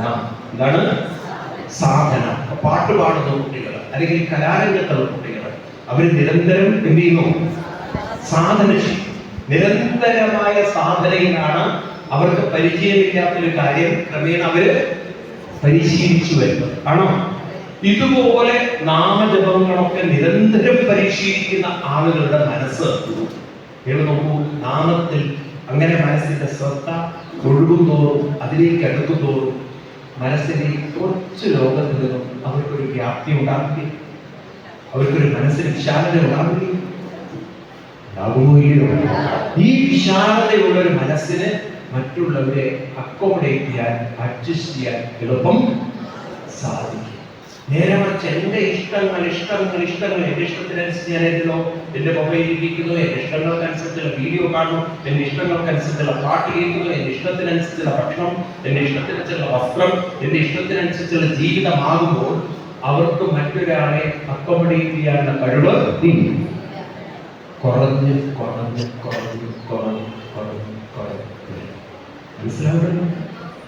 മനസ്സിലാവുന്നോ? ക്ഷേത്രങ്ങളിൽ പോകണം. എന്തിനു പോകണം? ഭജനത്തിന് പോകണം. എന്തിനു പോകണം? അപ്പൊ നമ്മൾ ഈ ക്രമേണ ഒരു മാറ്റം ഉണ്ടാകും. അത് നിങ്ങളായിട്ട് തുടങ്ങണം. ഏത് ക്ഷേത്രത്തിൽ പോയാലും ഒരു 108 തവണ മന്ത്രം, ഒരു നാമം ജപിക്കാതെ ഞാൻ പുറത്തു വരില്ല. നിങ്ങൾ അകത്ത് തൊഴുതിലേക്ക് കുഴപ്പമില്ല, ഒരു 108 തവണ ജപിക്കുക. ഈ ജപിക്കുമ്പോൾ എന്താണ് സംഭവിക്കുന്നത്? നിങ്ങൾ നോക്കൂ, നിങ്ങളുടെ ഉള്ളിലേക്ക് ശ്രദ്ധിച്ചു നോക്കിയാൽ നിങ്ങൾക്ക് കാണാം, നമ്മുടെ ശ്രദ്ധ ജപത്തിലേക്ക് പോകുന്തോറും, ഒന്നിലേക്ക് ശ്രദ്ധ ചെയ്യുന്തോറും നമ്മുടെ പ്രശ്നങ്ങളും നമ്മുടെ ലോകവും ആയിട്ടുള്ള കാര്യങ്ങളിലേക്കുള്ള ശ്രദ്ധ കുറയും. ഉണ്ടോ? അങ്ങനെ ജപിച്ച് ശീലിച്ചാൽ, ഞാൻ ചോദിക്കുന്ന ചോദ്യത്തിൽ എന്തെന്താ? മനസ്സിലൊരു വിഷമം തന്നെ. ഈ വിഷമം നമ്മളെ അലട്ടുന്നതിന് കാരണം നമ്മുടെ മനസ്സ് ആ വിഷമം തരുന്ന ചിന്തയിൽ തന്നെ കുരുങ്ങിക്കിടക്ക്. അങ്ങനെ വല്ലാതെ കുരുങ്ങിക്കിടന്ന ഒരാള് വീണ്ടും അത് അയവിറക്കി കഴിഞ്ഞാൽ അവര് ഡിപ്രഷൻ എന്ന രോഗത്തിലേക്ക് പോകും. അതല്ലേ ഡിപ്രഷൻ? ആണോ? ഒരു വിഷമമാണ് വിഷാദമായി തീരുന്നത്. എന്താണ്? ഒരു മനസ്സിൽ തട്ടുന്ന വിഷമമാണ്, വിഷാദമാണ് പിന്നീട് ജീവിതത്തിൽ ഒരാളെ ആത്മഹത്യയിലേക്ക് പോലും പ്രേരിപ്പിക്കുന്നത്. വിഷാദത്തിൽ നിന്നാണ് ബുദ്ധിഭ്രമം, അല്ലെങ്കിൽ ബുദ്ധിക്ക് ആകെ ജീവിതത്തോടൊരു വിരസത വന്ന്, മടുപ്പ് വന്ന് ബുദ്ധി തീരുമാനിക്കുകയാണ് ഇനി ഈ ലോകത്തിൽ ജീവിക്കുന്ന പ്രശ്നമില്ല. അല്ലെ? അങ്ങനെയല്ലേ?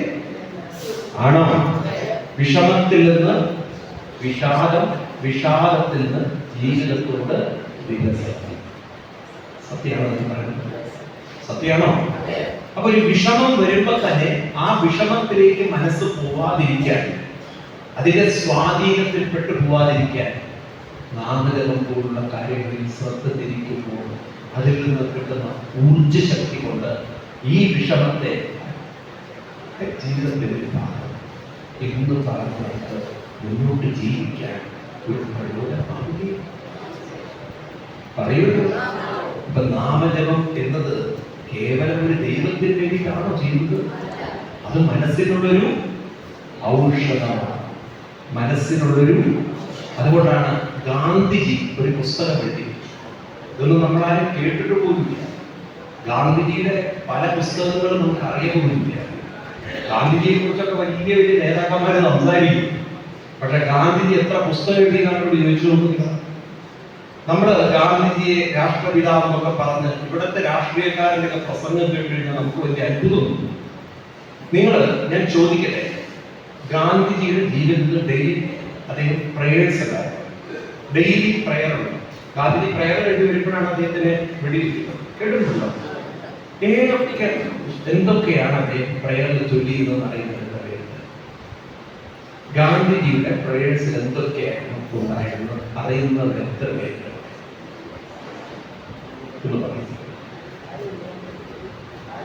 അറിയും? ഇവിടെയൊക്കെ രാഷ്ട്രീയക്കാര് ഗാന്ധിജി ഗാന്ധിജി ഗാന്ധിജി ഗാന്ധിജി എന്ന് പറഞ്ഞിട്ട് പറയുന്നുണ്ടല്ലോ. ഗാന്ധിജിയുടെ പ്രാർത്ഥനയിൽ ഏതൊക്കെ ഭാഗങ്ങളാണുള്ളത് അറിയുന്നത് എത്ര പേരുണ്ട്? അറിയോ നിങ്ങൾ? അറിയോ? ഗാന്ധിജിയുടെ പ്രാർത്ഥനയിൽ ഈശാവാസ്യ 18 മന്ത്രം. ഏതാണ്? ഈശാവാസ്യ. കേട്ടിട്ടുണ്ടോ? ഗാന്ധിജിയുടെ പ്രാർത്ഥനയിൽ ഭഗവത്ഗീതയിൽ 2-ാം അധ്യായത്തിൽ വരുന്ന സ്ഥിതപ്രജ്ഞ യോഗം, അത് 18 ശ്ലോകങ്ങളാണ്. എന്താ പറയാ? സ്ഥിതപ്രജ്ഞ യോഗം. ഏതാണ്? അതിന് ഭാഗവതി, അത് സ്ഥിരം ചൊല്ലുക. അത് കഴിഞ്ഞിട്ടാണ് ഈ രാംധു, രഘുപതി രാഘവ രാജാറാം പതീത പാവന. ഈ 2 ഇവരാരും സംസാരിക്കില്ല. ഏത്? ഭഗവത്ഗീത. ഗാന്ധിജി എപ്പോഴും കൊണ്ടുവന്ന പുസ്തകം ഏതാണ്? അതും വലിയ കാര്യങ്ങൾ പറയണ്ടേ, കാരണം മതേതരത്വം തകർന്നു പോകും. മതേതരത്വം തകർന്നു പോകും. മനസ്സിലാവുന്നുണ്ടോ? ഹിന്ദു സംസ്കൃതിയെ മാത്രം അവഗണിച്ചാൽ മതേതരത്വം നിലനിൽക്കുന്നതാണ്. അപ്പൊ ഇവിടെ ഈ നാമജപത്തിൽ മനസ്സ് കേന്ദ്രീകരിക്കുമ്പോൾ മനുഷ്യ മനസ്സിൽ മാറ്റമുണ്ടാകുന്നത് ഗാന്ധിജി ഒരു പുസ്തകം ഉപയോഗിച്ചിരിക്കുക. രാമനാമ is the infallible cure. ഗാന്ധിജിയുടെ പുസ്തകമുണ്ട്. നാച്ചുറോപ്പതിയുടെ ഹോസ്പിറ്റൽ ആദ്യമായി സ്ഥാപിച്ചത് ഗാന്ധിജിയാണ്. ഉരുളിക്കാഞ്ചൻ പൂനെക്കടുത്ത് ഗാന്ധിജിയാണ് ഈ ഒരു കാര്യം പറഞ്ഞത്. രാമനാമം കൊണ്ട് രോഗങ്ങളെ നിങ്ങൾക്ക് അതിക്രമിക്കാം. പക്ഷെ അതൊന്നും രാഷ്ട്രീയക്കാർ പ്രതിരോധിച്ചു. നാമജപം കൊണ്ട് മനസ്സിനെ മാറ്റിയത് അവർ കുട്ടികൾക്ക് പറഞ്ഞുകൊണ്ട്. നിങ്ങൾ ശ്രീമദ് ഭാഗവതം കേൾക്കുന്നവരാണ്. ഇവിടെ ഹരിപ്പാടൻ സ്വാമി ക്ഷേത്രത്തിൽ എല്ലാ വർഷവും സപ്താഹവും നടത്തി. വേദവ്യാസ മഹർഷിയുടെ ഭാഗവതത്തിലെ അവസാനത്തെ വരി തന്നെ നാമസങ്കീർത്തനം സർവപാപ വിനാശനം പ്രണാമോ ദുഃഖശമനം തം നമാമി. നമ്മുടെ ഹിന്ദു സമൂഹം ഇന്ന് ആത്മാർത്ഥമായി പഠിച്ചിരുന്നെങ്കിൽ, പരിശീലിച്ചിരുന്നെങ്കിൽ നിങ്ങൾ ഓരോ മരുന്നും കഴിക്കുകയില്ല. നാമെന്ന് പറഞ്ഞ രൂപത്തിൽ അതിനാണ് ക്ഷേത്രങ്ങളിൽ കുട്ടികളെ കൊണ്ടുവരുന്നത്. വിഷമമുണ്ടോ? വേദനയുണ്ടോ? വിഷമം. വിഷമമുണ്ടോ? വിഷാദമുണ്ടോ? വിഷാദമുണ്ടോ? ജീവിതത്തിൽ വികസനമായ ജീവിതം, അവസാനം ജീവിതത്തിലോട്ട്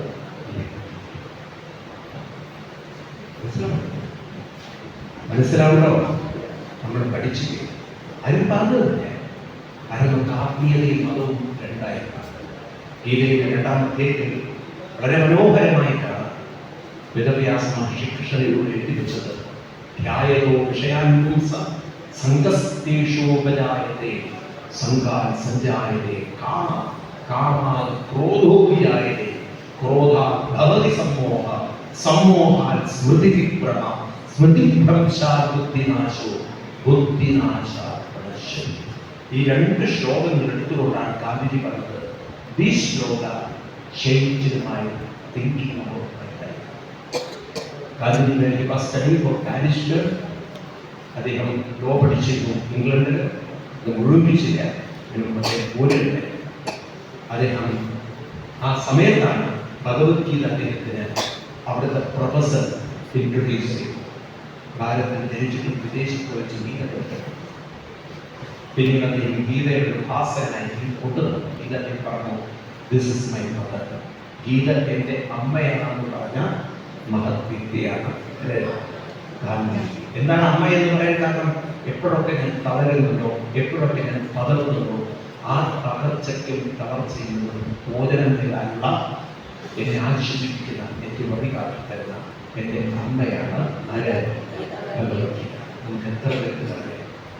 ഇതൊക്കെ നമ്മുടെ കുട്ടികളെ എവിടെയെങ്കിലും പഠിപ്പിച്ചിട്ടില്ല. കുട്ടികൾക്ക് താല്പര്യം. ഇന്ന് കുടുംബ പ്രശ്നങ്ങളല്ല, ഇന്ന് മനസ്സിന്റെ പ്രശ്നമാണ് പ്രശ്നം. കാരണം തളരുന്ന മനസ്സുകൾ തളർത്തുകയില്ല. നിങ്ങൾ കല്യാണമൊക്കെ കഴിച്ചു കൊടുക്കുന്നതിനും മനസ്സിലാക്കി, തളരുന്ന മനസ്സുകൾ തളർത്തുകയും ഉയരുന്ന മനസ്സുകൾ മാത്രമേ ഉയർത്തുകയും. സ്വയം ഉയരാത്തവന് മറ്റുള്ളവരെ ഉയർത്താൻ പറയൂ സാധിക്കും. വിദ്യാഭ്യാസം മാത്രമാണ് ജീവിതം എന്ന് തെറ്റിദ്ധരിച്ച ഒരു ലോകത്തിലാണ് നമ്മൾ ഹിന്ദുക്കൾ എന്ന് ജീവിക്കുന്നത്. വിദ്യാഭ്യാസം എന്ന് പറയുന്നത് കേവലം ബുദ്ധിയുടെ ഒരു കുറെ നമ്മൾ അക്യുമുലേഷൻ ഓഫ് നോളജ്, കുറെ കളക്റ്റീവ്. പക്ഷെ ബുദ്ധിയും മനസ്സും രണ്ടും രണ്ടാണ്. ബുദ്ധിയിൽ എനിക്ക് പല അറിവുകൾ ഉണ്ടായിരിക്കും, പക്ഷെ മനസ്സിൽ ഉത്തരം പറഞ്ഞിട്ട് ഞാൻ ആഗ്രഹിച്ച പോലെ എൻ്റെ ജീവിതം വരുന്നെങ്കിൽ, ഞാൻ സ്വപ്നം കണ്ട പോലെ എൻ്റെ കാര്യങ്ങൾ വരുന്നെങ്കിൽ ഉണ്ടോ? പറയുന്നില്ല. ഇന്ന് ഡോക്ടർ ആത്മഹത്യ ചെയ്യും, ഇന്ന് എഞ്ചിനീയറിംഗ് കഴിഞ്ഞ കുട്ടികൾ IIT പോയി ആത്മഹത്യ ചെയ്യും. എവിടെ നോക്കിയാൽ വിദ്യാഭ്യാസമുള്ളവരാണ് ആത്മഹത്യ ആണോ? എന്താ വിടാത്ത പോലീസ് ഉദ്യോഗസ്ഥന്മാർ ആത്മഹത്യ ചെയ്യും, ജോലി കിട്ടിയിട്ടും. ജോലി ഉണ്ടായിട്ടും ആത്മഹത്യ, ബിസിനസ്സുകാരൻ ആത്മഹത്യ. എന്തുകൊണ്ട് ഇവരൊക്കെ ആത്മഹത്യ ചെയ്യാൻ തോന്നുന്നു? അറിവില്ലേ, ബുദ്ധിയില്ലേ? ബുദ്ധിയുണ്ട്, മനസ്സിന് സമാധാനമില്ല, മനസ്സിന് സന്തോഷമില്ല, മനസ്സിന് സംതൃപ്തിയില്ല. ശരിയല്ലേ? അപ്പൊ ബുദ്ധി മാത്രം വളർന്നാൽ മതിയോ? മനസ്സ് വളരണ്ടേ? വേണോ? വേണ്ടേ? ആ മനസ്സിന് കരുത്ത് വേണ്ടേ? മനസ്സിന് ശക്തി വേണ്ടേ? എവിടുന്ന് കിട്ടും? നിങ്ങൾ നിങ്ങളുടെ കുട്ടികൾക്ക് പറഞ്ഞു കൊടുത്തിട്ടുണ്ടോ? മനസ്സ് എപ്പോഴെങ്കിലും തളരുമ്പോൾ നിങ്ങൾക്ക് എവിടുന്നാ കരുത്ത് കിട്ടുക? ആകെ കരുത്ത് കിട്ടാൻ കൊടുത്തിരിക്കുന്നത് ഈ ഹോർലിക്സ് കലക്കിയിട്ട് പഠിപ്പിച്ചിരിക്കുകയാണ്. ബൂസ്റ്റ് കടയിൽ ഹോർലിക്സ് കലക്കി കൊടുത്തിരിക്കുന്നത്. ഇതാണ് നമ്മുടെ ശീലിച്ചിരിക്കുന്നത്. നമ്മുടെ ഹിന്ദുക്കൾ ഒന്ന് മാറാൻ തീരുമാനിച്ചു നല്ല തലമുറ മനസ്സിലാവുന്നില്ല. അതുകൊണ്ട് ഭക്തിയുടെ ഒന്നാമത്തെ കാര്യം ജപമാണ്. എന്താണ്? നാളെ മുതൽ നിങ്ങൾ അമ്പലത്തിൽ പോകും, ഒരു പ്രതിജ്ഞ ചെയ്തിട്ട് ഇനി ഞാൻ തൊഴുതു പോകില്ല. ചെയ്യാൻ തയ്യാറുണ്ടോ? ഞാൻ തൊഴുതു പോകില്ല. ഞാൻ അമ്പലത്തിൽ പോയാൽ ഒരു 108 തവണ നാമം ജപിച്ചിട്ടേ പുറത്തിറങ്ങും. അത് ശീലിക്കില്ല. മറ്റുള്ളവരെ കൊണ്ട് പറയും, ശീലിക്കില്ല. നമ്മൾ ആചരിക്കുന്നതാണ് മറ്റുള്ളവരും ആചരിക്കുക. ആണോ?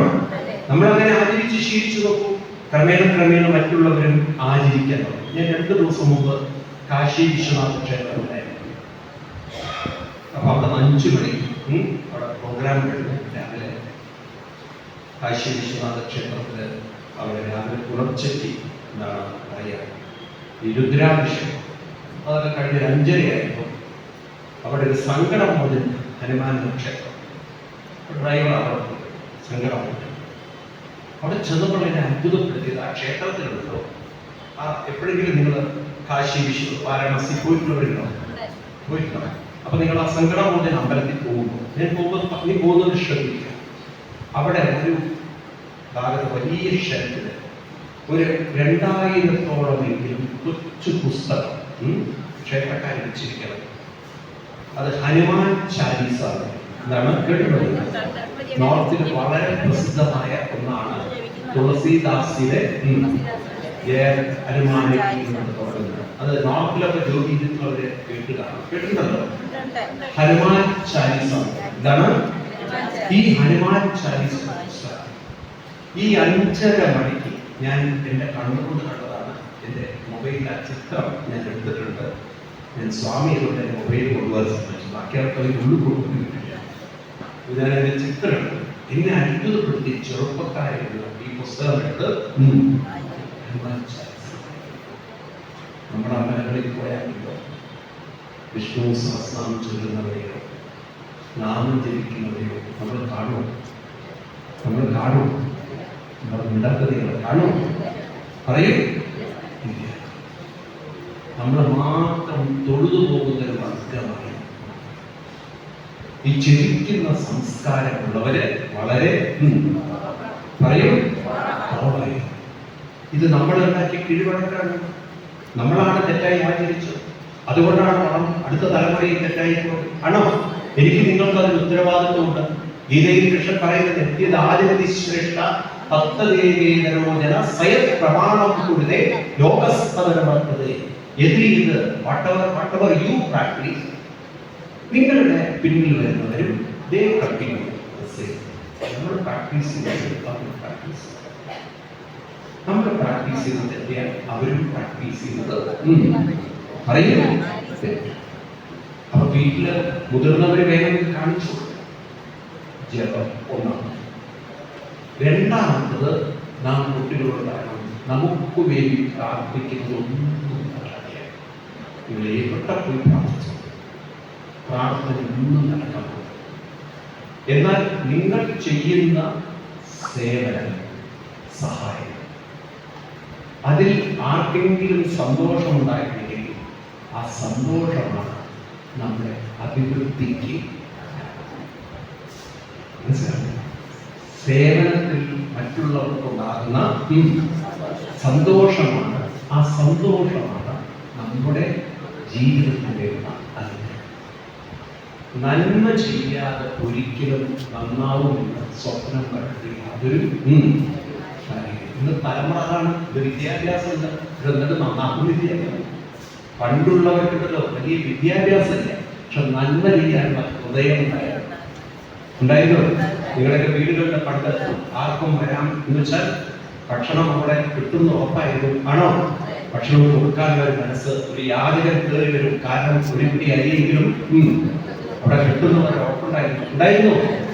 പറയുന്നു, ഈ തരത്തിൽ ഒരു വികസനം ഉള്ള ഒരു ഹൃദയം ഉണ്ടായി. ഇതിപ്പോ ഹൃദയം സങ്കോചിച്ചു, ബുദ്ധിപരമായ കുറെ അറിവുണ്ട്, പക്ഷെ ഹൃദയം വളരെ ദുർബലമാണ്. അതുകൊണ്ട് തന്നെ ജീവിതത്തിൽ മക്കൾ ഉണ്ടാകുന്നില്ല.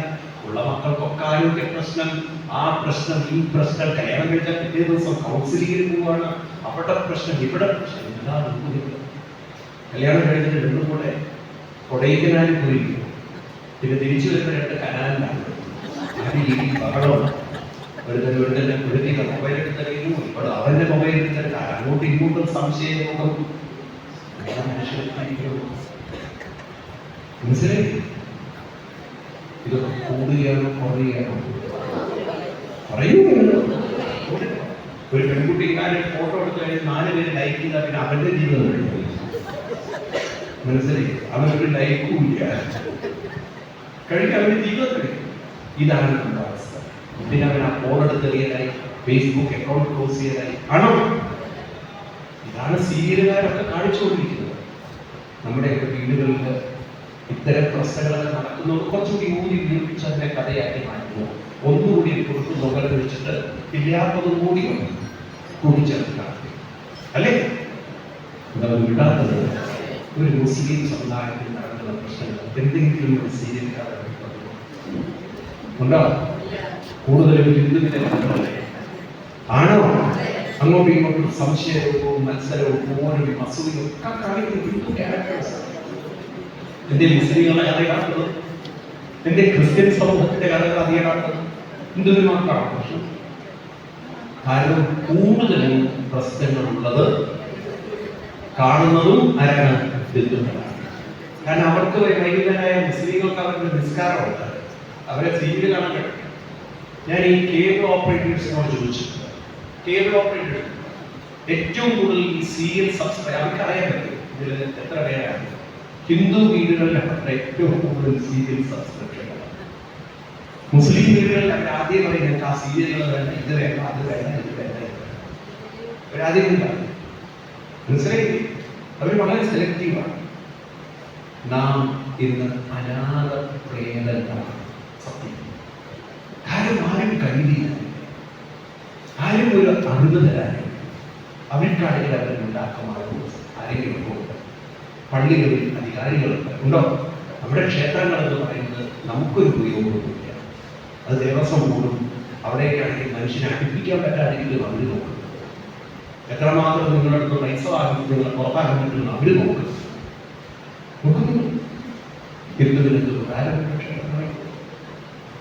ഇതിനൊക്കെ ഒരു മാറ്റം ഉണ്ടാവും. വേണ്ടേ? പറയും. അതിനാണ് നമ്മൾ കുട്ടൻ വൈദ്യനെ അനുസരിക്കുന്നത് കൊണ്ട് സേവനം ചെയ്യുന്നത്. കുറെ ഹൃദയത്തിൽ അദ്ദേഹം ജീവിക്കുന്നത് അതുകൊണ്ടാണ്. ആണോ? ഇത് നമ്മൾ കുട്ടികളോട് പറയണം. നമ്മൾ മരിച്ചു പോകും. മരിച്ചു പോയാൽ നമ്മൾ ആരെങ്കിലും അനുസ്മരിക്കില്ല. ആരെ അനുസ്മരിക്കുന്നുണ്ട്? അതിന് നമ്മൾ സേവനം ചെയ്യണം. സമൂഹത്തിൽ ചെയ്യുന്ന സേവനമാണ് ജീവിതത്തിന്റെ പുരോഗതിയുടെ അനുഗ്രഹം. എന്താണ് ഞാൻ പറഞ്ഞത്? സമൂഹത്തിൽ ചെയ്യുന്ന അവർക്ക് പറയൂ സേവനമാണ് നമ്മുടെ ജീവിത പുരോഗതിക്കുള്ള അനുഗ്രഹം. അല്ലാതെ പ്രാർത്ഥിച്ചൊന്നും നടക്കാറില്ല. ഉള്ള തുറന്നു പറയാം, കുട്ടികളോട് പറഞ്ഞു കൊടുക്കണം. സ്വന്തം കാര്യം നടക്കാൻ വേണ്ടി പ്രാർത്ഥിക്കുന്ന യാതൊരു കാര്യം. അതാണ് കല്യാണം നടക്കാത്തത് വരെ. അതുകൊണ്ടാണ് കുഞ്ഞുങ്ങൾ തകർന്നത്. നമ്മുടെ ജീവിതത്തിൽ മറ്റുള്ളവർക്കുണ്ടാകുന്ന സന്തോഷമാണ് അനുഗ്രഹമായി. മനസ്സിലാവുണ്ടോ? ആ സമൂഹ സേവനം, അതാണ് ഭാരതത്തിലെ ഋഷിവര്യന്മാർ പഠിപ്പിച്ചത്.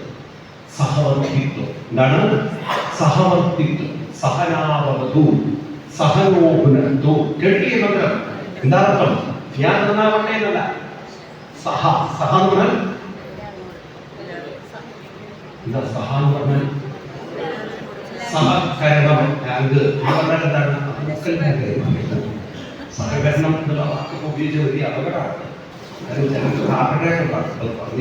സ്വാമി 20 ലക്ഷം പോയത് അതുകൊണ്ടൊക്കെ കാര്യം. സഹവർത്തിത്വം, സഹകരണം എന്ന് പറയാൻ എന്താ അർത്ഥം? ഞാൻ ഒറ്റയ്ക്ക് നന്നാവുക എന്നുള്ളതാണോ? ആണോ? അല്ല, സഹവർത്തിത്വം. മറ്റൊരാളെ പോലും നിരന്തരം ഈ തരത്തിൽ നമ്മൾ സേവനം ചെയ്ത് സമൂഹത്തിന് വേണ്ടുന്ന സേവനം ചെയ്യാൻ. അതിനാണ് നിങ്ങളൊക്കെ കൂട്ടായ്മകൾ ഉണ്ടാക്കുന്നത്. അതിനാണ് നമുക്ക് ഒന്നിച്ചുള്ള നാമജപങ്ങൾ ഉണ്ടാകുന്നത്. ഒരു ക്ഷേത്രത്തിൽ പോയാൽ ജപിക്കുകയും വേണം. ഒന്നിച്ചിരുന്ന് നിങ്ങൾ ജപിക്കപ്പെടുന്നു. അത് മറ്റൊരു മനസ്സിനെ ഉയർത്താനുള്ള പ്രേരണയാണ്.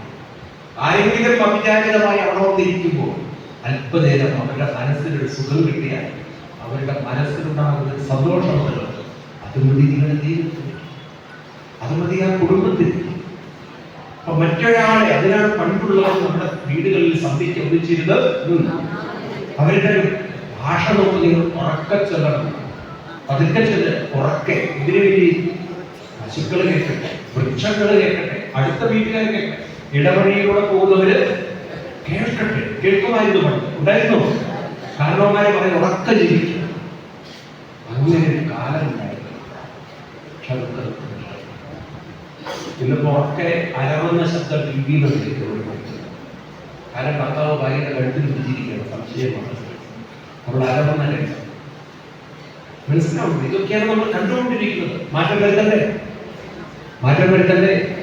ഉറക്കെ നമ്മുടെ ക്ഷേത്രങ്ങളിലായിട്ടോ അല്ലെങ്കിൽ വല്ല ഭജന മഠങ്ങളിലായിട്ടോ നാമജപ സംസ്കാരങ്ങൾ കൊണ്ടുവരും. കുട്ടികൾ വന്നിരിക്കട്ടെ, അവരുടെ ജീവിതത്തിൽ മാറ്റങ്ങൾ ഉണ്ടാവും. നിങ്ങൾ നോക്കിക്കോളൂ, നിങ്ങൾക്കുണ്ടാകുന്ന പുരോഗതി അത്ഭുതകരമാണ്. അതിൽ സംസ്കാരം. അത് കേവലം ജപം മാത്രമല്ല, നമ്മളെ കൊണ്ട് പറ്റുന്ന സഹായങ്ങൾ, പരോപകാരം. പരോപകാരാർത്ഥമിതം എഴുതുകയാണ്. പരോപകാരാർത്ഥമിതം ശരീരം. എന്താണ്? പരോപകാരായ വഹന്തി നദ്യ, പരോപകാരായ ദുഹന്തികാഃ, പരോപകാരായ ഫലന്തി വൃക്ഷ, പരോപകാരാർത്ഥമിതം ശരീരം. ഈ ശരീരം എന്തിനു വേണ്ടി? കാലം വയ്ക്കാൻ. കാലം വയ്ക്കാൻ നല്ലത്. ഇത് എന്തിനാണ്? പരോപകാരം. എന്താണ്? പരോപകാരാർത്ഥം. അതിന് അല്ലെ, അതിന് വേണ്ടിയാവട്ടെ.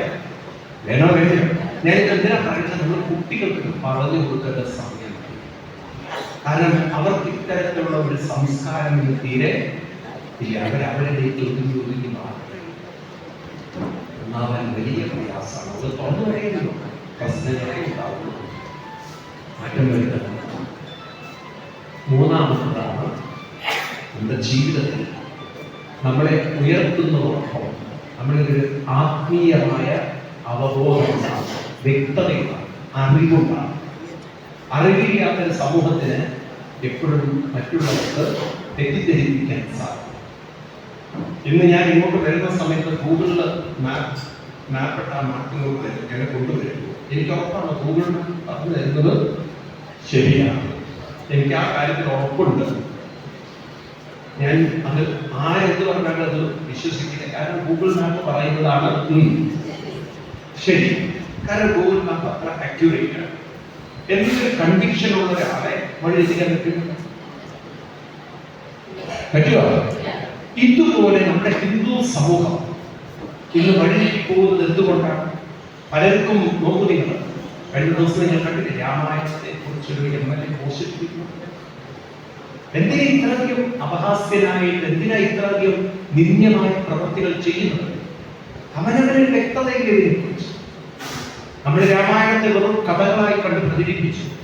അതിനുള്ളിലേക്ക് നമ്മൾ ഇറങ്ങിച്ചെല്ലില്ല. നമ്മളെ കുട്ടികൾക്ക് പറഞ്ഞു കൊടുത്തില്ല. അവനവനെ ആത്മാരാമനാക്കാനാണ് രാമായണം പഠിക്കുന്നത്. നമ്മളൊരു പുഴയാണ്, നമ്മളൊരു തോടാണ്, ഒഴുകി ഒഴുകി കടലാകാൻ സാധിക്കുന്നവരാണ്. നമ്മളൊരു പരിവർത്തനത്തിന് യോഗ്യനാണ്. മനസ്സിന് അതിനുള്ള കഴിവും പ്രാപ്തിയുണ്ട്. ആ പരിവർത്തനം എന്ന് പറയുന്നത് നമ്മളിലെ രാവണനിൽ നിന്നും രാമനിലേക്കുള്ള ഒരു വികാസമാണ്. അല്ലെങ്കിൽ നമ്മളിലുള്ള ഒരു സാധാരണ രാമനിൽ നിന്നും നമ്മൾ പറയുന്ന ശാപാത്ത രാമനിലേക്ക് ഒരു ആത്മാരാമനിലേക്കുള്ള വികാസം. മനസ്സിനെ ഉയർത്താൻ, മനസ്സിനെ വികസിപ്പിക്കാൻ സാധിക്കുന്നവരാണ് മനുഷ്യർ. പ്രായമാകുന്തോറും ദുർബലരായി തീരേണ്ടവരല്ല, പ്രായമാകുന്തോറും മാനസികമായി കരുത്തുള്ളവരായി, ഊർജ്ജമുള്ളവരായി മാറേണ്ടവരാണ്. ഒരു പുഴ മുന്നോട്ട് ഒഴുകുന്നതോറും കടലായി, തോടുകളായി, അരുവിയായി. എന്നാൽ മനുഷ്യൻ പ്രായമാകുന്നതോറും ഇത് തോടുകളായി, അരുവികളായി ചുരുങ്ങി ചുരുങ്ങി ചുരുങ്ങി തളരുന്നവരായി, എന്റെ ഊർജ്ജമില്ലാത്തവരായി മാറി. മനസ്സ് മുഴുവൻ ഒരുപാട് ചിന്തകളുടെ ലോകത്തിൽ കുരുങ്ങി കുരുങ്ങി കുരുങ്ങി കുരുങ്ങി കുരുങ്ങി കേട്ട് കാണാം. ഉപ്പൂർ എന്ന് പറയുന്ന സാധനം, പട്ടുനൂൽപ്പുഴുവിന്റെ കൂടിൽ ഒരു പുഴു പെട്ടുപോയാൽ അതിനൊരിക്കലും അതിൽ നിന്നും പുറത്ത് അവനവൻ കൊച്ചു ലോകത്തിലേക്ക് അമർന്നു പോകുന്ന, ഒതുങ്ങിപ്പോകുന്ന പരിഭവങ്ങളും പ്രയാസങ്ങളും പറയുന്ന ആളുകളായി നമുക്ക് പരിണാമങ്ങളുണ്ടായി, നമുക്ക് വികാസമുണ്ടായി, നമുക്ക് ആത്മപതനമുണ്ടായി, നമുക്ക് വികസിക്കുന്നതിന് പകരം സങ്കോചമാണ്. മനസ്സിലാവുന്നുണ്ട്? ഈ വികാസം ഉണ്ടാവണമെങ്കിൽ അതിന് നമ്മൾ നിരക്കണം, പ്രയത്നിക്കണം. നമ്മൾ സ്കൂളുകളിലൊക്കെ പഠിക്കണം. The universe is evolving, nature is evolving, and life is evolving. But where the evolution is happening in the life. നിങ്ങൾ നോക്കൂ, പ്രായമാകുന്നതോറും തളരുന്നവർക്ക് എന്ത് എവല്യൂഷനാണ് സംഭവിച്ചത്? അവർക്ക് റെവല്യൂഷനും എവല്യൂഷനും ഇല്ല. അവർക്ക് കംപ്ലീറ്റ് ഡിസ്ട്രക്ഷനാണ് സംഭവിച്ചത്.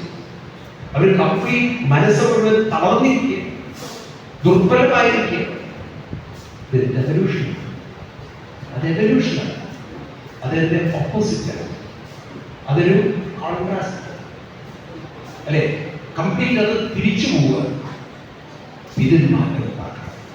അപ്പൊ നമ്മുടെ കുട്ടികൾക്ക് പറഞ്ഞു കൊടുക്കണം, ജീവിതം മുന്നോട്ട് പോകുന്തോറും മനസ്സിന് ശക്തിയും കരുത്തും ധൈര്യവും ഉണ്ടാവണമെങ്കിൽ അത് പ്രാർത്ഥിച്ച് കിട്ടുന്നതല്ല, അത് ജപിച്ചുകൊണ്ടും അതേപോലെ മറ്റുള്ളവരെ പ്രേരിപ്പിച്ചുകൊണ്ടും അറിവും ഉണ്ടാകും. അതിന് നമ്മൾ ഗീതയല്ല, ഈ വെക്കേഷനൊക്കെ വരികയാണ്. നമ്മൾ നിങ്ങളിൽ കുറേ പേരെങ്കിലും ഗീത പഠിച്ചവരോ ആയിരിക്കാം. ഗീത പ്രചരിപ്പിക്കണം. ഒരു കുറച്ച് വർഷം കൊണ്ട് നമ്മുടെ കുട്ടികൾക്ക് നമുക്ക് ഗീത ഉറപ്പിച്ച് പഠിപ്പിച്ചു കൊടുക്കാൻ സാധിക്കും. വേണോ വേണ്ടേ? ഒന്ന് തയ്യാറായാൽ നമുക്ക് മാറ്റം ഉണ്ടാക്കണം. ഇപ്പോൾ ഇറങ്ങി തിരിക്കണം. ഇപ്പോൾ ഇറങ്ങി തിരിച്ചാൽ ഒരു നെക്സ്റ്റ് ജനറേഷനെ രക്ഷിക്കാൻ നമുക്ക് സാധിക്കും. കാരണം കേരളമുണ്ടല്ലോ, വളരെ ശ്രദ്ധിക്കുന്ന ഒരു കാര്യം, കേരളമുണ്ടല്ലോ ഹിന്ദു മാത്രം അനാഥമായി വളരുന്നു. മുസ്ലിങ്ങൾക്ക് അവർക്ക് വ്യക്തമായ മതബോധമുണ്ട്. അവരെ ഗ്രന്ഥങ്ങൾ ചെറുപ്പത്തിലെ അവരെ പഠിക്കുന്നത് ക്രിസ്ത്യൻ സമൂഹത്തെ സംബന്ധിച്ച് വ്യക്തമായ അനുഭവമാണ്. ഞാൻ ഇങ്ങോട്ട് വരുന്ന സമയത്ത് കൃപാസനമാണ് വെയിലുകൊണ്ടിരിക്കുന്ന ചെറുപ്പക്കാരെ കണ്ടിട്ടായിരുന്നു. എത്ര ആയിരക്കണക്കിന് ആളുകളാണ് അവിടെ വെയിലുകൊണ്ട് ഈ വഴിക്കുള്ള കണ്ടില്ലേ? ഇങ്ങോട്ട് വരുന്ന വഴിക്ക് ഞാൻ പറയുന്നത് മനസ്സിലാവില്ല. എന്ത് വെയിലാകുമ്പോൾ അവിടെ ഇപ്പോൾ നാഷണൽ ഹൈവേക്ക് വേണ്ടിയിട്ട് ഡെവലപ്മെന്റ് നടക്കുമ്പോൾ മരങ്ങളൊക്കെ മുറിച്ച് നടക്കും. എന്നിട്ടും വെയിൽ കൊണ്ടാണ് ആൾക്കാർ. കാരണം ചെറുപ്പത്തിലെ അവർക്ക് ആ ബൈബിൾ പഠിപ്പിച്ച് ആ ബൈബിളിലുള്ള കാര്യങ്ങളൊക്കെ മനസ്സിലാക്കിയ ദൈവത്തോടുള്ള ഒരു ഇഷ്ടവും പ്രേമവും കൂടിയിരിക്കുക ആണോ? എന്നാൽ നമ്മുടെ ക്ഷേത്രങ്ങളെ എങ്ങനെ പരിഹസിക്കാൻ പറ്റുമെന്നുള്ള ഫോടാണ് ചിലർ മനസ്സിലാവുന്നത്. യാതൊരു മടിയുമില്ല. അതും ഹിന്ദുക്കളാണ്. രാമക്ഷേത്രം എന്ന് സംഭവിച്ച ഘട്ടത്തിൽ കേരളം മാത്രം തിരിഞ്ഞു. ഞാൻ രാമക്ഷേത്രത്തിന്റെ അന്നാളെ നേരിട്ട് കാണാൻ ഭാഗ്യമില്ലാണ്. കുറച്ച് ആചാര്യന്മാർ ഞാൻ അന്ന് അയോധ്യ എന്ന് പറയുന്ന, ഞാൻ 22-ാം തീയതിയാണ് എത്തുന്നത്. അയോധ്യ എന്ന് പറയുന്ന ആ പട്ടണം മുഴുവൻ ജയ് ശ്രീറാം എന്ന് വിളിയില്ലാത്ത ഒരു നിങ്ങൾക്കറിയാം. ഞങ്ങളങ്ങോട്ട് എത്താൻ പോലീസ് വടം വെച്ചുകൊണ്ട്, പോലീസിങ്ങനെ കൈകോർത്തുകൊണ്ടാണ് കാറുകൾ എടുത്തത്. ജനം എവിടെ നിന്നാണ് വന്നിരിക്കുന്നത്? ഒരു പിടി സാഗരം, ഒരു സാഗരം ഒഴുകി. ഇത് കഴിഞ്ഞ് ഞങ്ങൾ 10,000 പേരോളം മാത്രമേ VIP എൻട്രി ഉള്ളൂ. VIP എത്ര മാത്രമേ അതിനകത്തേക്ക് പ്രവേശിച്ചു. ഞങ്ങൾക്ക് ബാർകോഡ് വെച്ച് അത് സ്കാൻ ചെയ്തേ അകത്തോട്ട് പ്രവേശിച്ചു. ബാക്കിയുള്ളവരൊക്കെ പാവം സ്ട്രീറ്റിൽ ഇരുന്ന് കാണുക. ഇത്രയും ആളുകളെ ഇവിടെ അക്കോമഡേറ്റ് ചെയ്യാം. അമ്പലത്തിന് മാക്സിമം ആണ് വെച്ചിരിക്കുന്നത്. അത് കന്യാകുമാരി മുതൽ കാശ്മീർ വരെയുള്ള ആശ്രമങ്ങളിലെ ആചാര്യന്മാർ, അത് തന്നെ 7,000 പേര്. പിന്നെ കുറെ VIP സിനിമകൾ കണ്ടു കാണും. അന്ന് അമിതാഭ് ബച്ചൻ, അതുപോലെ രജനീകാന്ത് തുടങ്ങിയ വലിയ സിനിമാ മേഖലയിലുള്ള ആളുകൾ, ബിസിനസ് മേഖലയിലുള്ള കുറെ ആളുകൾ, പലരെയും നിങ്ങൾ കണ്ടു കാണും. TV ചാനൽ, മീഡിയയിലുള്ള കുറെ ആളുകൾ, പല ഫീൽഡിലുള്ള ശാസ്ത്രജ്ഞന്മാരുള്ള, സ്വന്തമായിട്ടുള്ള PSR ശാസ്ത്രജ്ഞർ, ശാസ്ത്ര മേഖലയിലുള്ള ആളുകൾ, ഇങ്ങനെ അനവധി ആളുകൾ. ഇത് കഴിഞ്ഞിട്ട് ഞങ്ങൾ 9:30 മണിക്കതിനകത്ത് കയറി 4-4:30 നടക്കുന്നത്. 10 മണി ഇരിക്കുന്നത്. അത്രയും സമയം ഒന്ന് രണ്ട് കാര്യങ്ങൾ പറഞ്ഞില്ലെങ്കിൽ ഞാൻ എന്താ പറയാ, ഞാൻ കണ്ടത് നിങ്ങളുടെ മുന്നിൽ അവതരിപ്പിച്ചില്ല. UP-യില് തണുപ്പിന്റെ കാലം, വിന്റർ സീസൺ. 20-ാം തീയതി 21 സൂര്യൻ വന്നിട്ടില്ല. മണ്ണിൽ വരും. അത്രയും 22-ാം തീയതി നിങ്ങൾ TV ചാനൽ കണ്ടുകൊണ്ടറിയില്ല. 22-ാം തീയതി ഇപ്പൊ ഞാനൊക്കെ പോകുന്ന സമയത്ത് രാവിലെ സ്വെറ്ററും അതിന്റെ മുകളിൽ തമ്മലും അതാണ് അവിടെ തൊപ്പിക്കിട്ടുണ്ടാവും. ഒരു 10-11 മണി ഇതൊക്കെ ഊരി വയ്ക്കുന്ന അത്രയും ചൂടാണ്.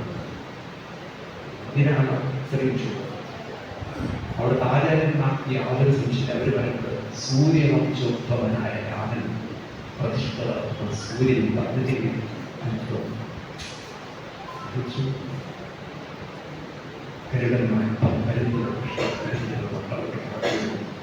ഇത്രയും തിങ്ങി നടന്നിരിക്കുന്ന ചേർത്ത് പാക്ക് ചെയ്തിരിക്കുക. അതിനിടയിൽ ഒരു 10,000-കണക്കിന് പോലീസുകാർ, പ്രൊട്ടക്ഷൻ. കാരണം പ്രൈം മിനിസ്റ്റർ വരുന്ന, പ്രധാനമന്ത്രി വരുന്ന ഘടകമാണ്. അത്രയും പ്രോട്ടോകോൾ, ഒരാൾക്ക് മൂവ് ചെയ്യാൻ പറ്റാത്ത തരത്തിലാണ് പോലീസ് സംവിധാനം. അതേപോലെ തന്നെ ഇവരുടെ ഈ രാമ ട്രസ്റ്റിന്റെ വക സേവയ്ക്കായിട്ട് വന്നിട്ടുള്ള അത്രയും കൈകാര്യം.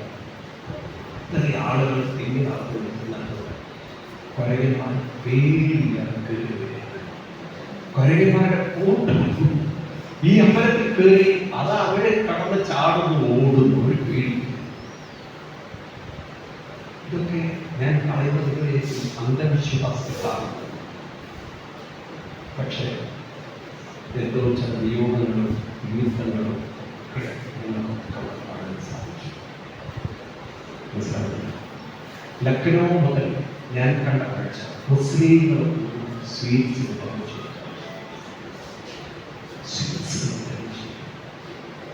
ഈ കേരളം മാത്രം ഒരു നന്ദിയുടെ കാര്യമായി തിരിഞ്ഞു നോക്കി എതിർക്കാൻ മാത്രം എതിർക്കുക. പക്ഷെ ഒന്ന് ഞാൻ പറയാം, ഭാരതം ഉണരുമ്പോൾ കേരളം തളരുകയാണ്. ഭാരതം ഉണരുകയാണ്. അത് RSS എന്നോ BJP എന്നോ വിളിക്കാം. അത് ഹിന്ദു വിളിക്കാം. RSS BJP ഹിന്ദുവിന്റെ ഭാഗം. RSS ജനിക്കുന്നതിന് മുമ്പ്, BJP ഉണ്ടാകുന്നതിന് മുമ്പും ഹിന്ദു ഉണ്ട്. ഇനി RSS BJP പോയി കഴിഞ്ഞാലും ഹിന്ദുണ്ടാവും, ഹിന്ദു ഉണ്ടാവും. അതല്ല ഒരു സംഘടന. പക്ഷെ ഇത് പലരും ഹിന്ദു എന്ന് പറയുമ്പോഴേക്കും, ഞാൻ ഇതൊക്കെ പറയുമ്പോൾ ചെറിയ രീതിയിലായാലും RSS 125 വർഷം RSS ആണോ? നമ്മുടെ ജനറേഷൻ 125 ആണോ? BJP വന്നിട്ട് എത്ര വർഷങ്ങളായി? ആ കണ്ണിലൂടെയാണോ നമ്മളെ കാണേണ്ടത്? ആണോ?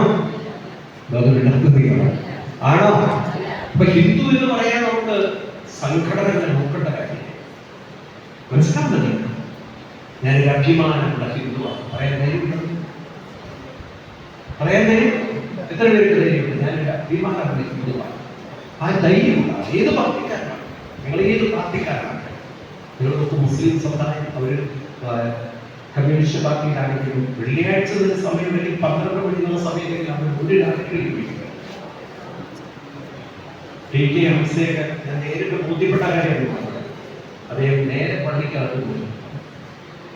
കോൺഗ്രസിലുള്ള ഏത് മുസ്ലിം ആളുകളായാലും ശരി, വെള്ളിയാഴ്ച 12 മണി പണ്ട് രാജ്യസഭാ ഉപാധ്യക്ഷൻ പോലും പാർലമെന്റ് പ്രൊസീഡിങ്സ് രാജ്യസഭ നിർത്തിവിടുന്ന അദ്ദേഹം പള്ളിക്ക് പോകും. അദ്ദേഹത്തിന്റെ രാജ്യത്തിലേക്കാണ് ആ സമയത്ത് വലുത് അദ്ദേഹത്തിന് ആണോ? അറിയില്ല. ഞാനിത് എന്തിനാ നിങ്ങളോട് ഓർമ്മിക്കുന്നത് വെച്ച് കഴിഞ്ഞാൽ, നാം ഹിന്ദു സമൂഹം നമ്മുടേതെല്ലാം മാറ്റിമറിച്ച് നാം ഏതോ വിദ്യാലോകത്തിൽ അങ്ങനെ ജീവിക്കുമ്പോൾ നമ്മുടെ അടിവേരുകൾ നഷ്ടപ്പെടുന്നത് നമ്മളാരും അറിയുന്നില്ല. ഇത് മാറ്റിയെടുക്കണമെങ്കിൽ നാം വലിയ രൂപം അടിക്കണം.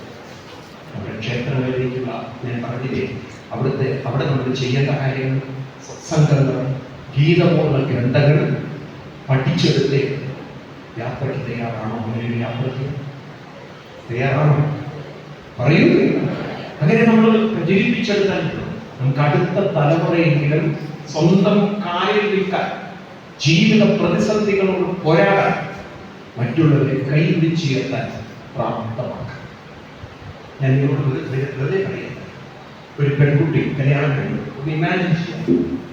അവളെ നിങ്ങൾ നാമജപം പഠിപ്പിച്ചു പരിശീലിക്കുന്ന കുട്ടിയെ അവൾ കല്യാണം കഴിഞ്ഞ വീട്ടിൽ പോയി വിളക്ക് കൊടുക്കുന്നു, കുറച്ചു നേരം നാമജപിക്കുന്ന, അല്ലെങ്കിൽ വിഷ്ണു സഹസ്രനാമം ചൊല്ലുന്നു, വൈകുന്നേരം ലളിതാ സഹസ്രനാമം ചൊല്ലുന്നു.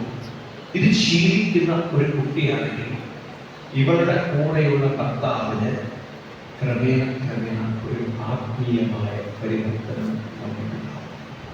ഉണ്ടാവുകയില്ല. സത്യം പറയും, ഇത് പരിശീലിക്കാത്ത ഒരു പെൺകുട്ടി അവൾ കുറേ നേരം കടന്നുറങ്ങുന്നു. അവളാണെങ്കിൽ അവളെ പറയുന്നു, എൻ്റെ ജീവിതം ഞാൻ നയിച്ചോളാം, എൻ്റെ കാര്യത്തിൽ ഞാൻ ഇടപെടുക, എനിക്കാണ് എങ്ങനെ ജീവിക്കുന്നത്. ഇതെവിടെ കൊണ്ടെത്താന്ന് പറയാൻ പറ്റില്ല. കുറേ കഴിഞ്ഞാൽ ഉൾക്കൊള്ളാൻ പറ്റാതെ തമ്മിൽ തന്നെ ഒരു ദിവസം വീട്ടിൽ ആണോ? ശരിയാണോ? ഇത് പറയുക. വിദ്യാഭ്യാസം മാത്രം മതി, ഒരു സംസ്കാരം വേണ്ടേ? വേണോ വേണ്ടയോ? നമ്മുടെ കുട്ടികൾക്ക് തിരികെ എങ്ങനെ അവരെ വീട്ടിൽ കൊണ്ടാക്കാൻ പറ്റും? അതുകൊണ്ടാണ് ഒട്ടുമുക്കാൽ അച്ഛനമ്മമാരെ കുറച്ചൊരു ആത്മീയമായ സംസ്കാരമുള്ള അച്ഛനമ്മമാരെന്ന് മക്കളോട് ജീവിക്കുന്നത്. കാരണം അവരുടെ ഒന്നും ശീലങ്ങളൊക്കെ കണ്ടാൽ ഇഷ്ടപ്പെടുന്നില്ല. ഇത് നമ്മുടെ ഹിന്ദു സമൂഹത്തിലാണ്. എന്നാൽ നിങ്ങൾ മുസ്ലിം സമുദായത്തെ നോക്കിയിട്ടുണ്ടോ? രാവിലത്തെ പാങ്കുവിളിയില്ല, അത് കേൾക്കുമ്പോഴേക്ക് നിസ്കാര പായെടുത്ത് ആളുകളും നിങ്ങൾക്കറിയാം, അവർ പെണ്ണുങ്ങൾ നിസ്കരിക്കാറുണ്ട്. നമ്മൾ കാണാറില്ല, നമ്മൾ ആളുകളെ കാണാറുണ്ട്. നിങ്ങൾക്കറിയാം മുസ്ലിം സ്ത്രീകൾ നിസ്കരിക്കാറുണ്ടെന്ന് അറിയുന്നില്ല. ഞാൻ എന്നെ കണ്ടുകൊണ്ട് കണ്ടത്. എനിക്ക് പ്രാവശ്യം കഴിഞ്ഞ ഒരു മാസം മുമ്പ് കോഴിക്കോടായിരുന്നു എനിക്ക് സപ്താഹം. അവിടെ ഞാൻ താമസിച്ച തൊട്ടടുത്ത വീട്ടിലൊക്കെ മുസ്ലിം പള്ളിയുണ്ട്. അവിടെ മുസ്ലിങ്ങൾ രാവിലെ ഞാനൊരു 4-4:30 നോക്കുമ്പോഴല്ലോ ഇവിടെയൊക്കെ വീട്ടിൽ വിളക്കോളത്തി ലൈറ്റിട്ടുണ്ട്. 5-5:30 ഈ പാമ്പുകളെ വരുന്നത് അല്ലെ, 5 മണിക്കാണ് 4:45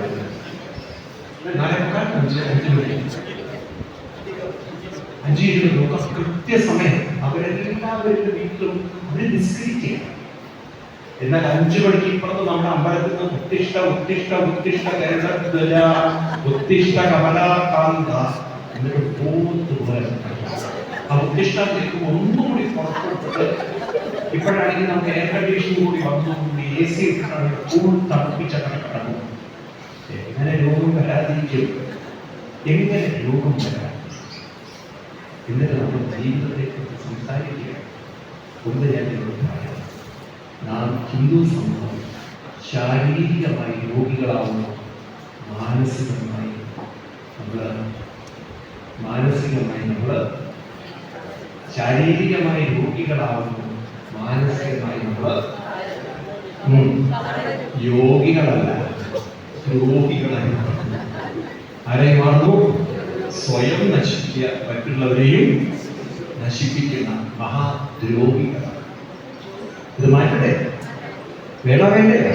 അതിനൊരു കൃത്യനിഷ്ഠമായ ജീവിതവും ചില അനുഷ്ഠാനങ്ങളും കൊണ്ടു നടന്നാൽ ശരീരത്തിന്റെ രോഗത്തെയും നമുക്ക് അതിക്രമിക്കാം, മനസ്സിനും ശക്തി കൊണ്ടുവന്ന് സ്വയം ഉയരാൻ, മറ്റുള്ളവരെ ഉയർത്താം. അങ്ങനെയുള്ള ഒരു തലമുറയെ വാർത്തെടുത്തുകൊണ്ട് അവർ പോകുന്ന വഴിയെക്കുറിച്ച് വ്യക്തതയുള്ളവരായി മാറ്റിക്കൊണ്ട് ഒരു പുതിയ സമൂഹത്തെ വാർത്തെടുക്കാനാവട്ടെ നാം 12ാമത് ഈ അനുസ്മരണത്തിലൂടെ കൂടിയിരിക്കുന്നത്. ഇത് വെറുതെ കൂടിയതല്ല, നമുക്കൊരു തിരിച്ചറിവ്, നമുക്കൊരു പുനരെടുത്ത് എന്ന് പറയും, ഒരു പുതിയ ജീവിതം, ഒരു പുനർജീവിതം, ഒരു മാറ്റത്തിൻ്റെതായിട്ട് ഈ നാളെ മുതൽ നിങ്ങളിലൊക്കെ കാണാം. ഹരിപ്പാട് പറയുന്നത് വലിയ ദൈവികതയുള്ള നാടാണ്.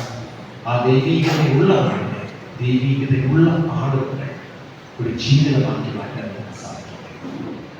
ദൈവികത അമ്പലത്തിലുണ്ടായതുകൊണ്ട് മാത്രമല്ല, നമ്മുടെ ജീവിതത്തിലും ആ ദൈവികത ഉണ്ടാകണം. അത് ഏറ്റുവാങ്ങണമെങ്കിൽ അതിനുള്ള ഒരു പ്രയാണം, പരിശീലനം, നിരന്തരമായ പ്രവർത്തനം നമ്മുടെ ജീവിതത്തിൽ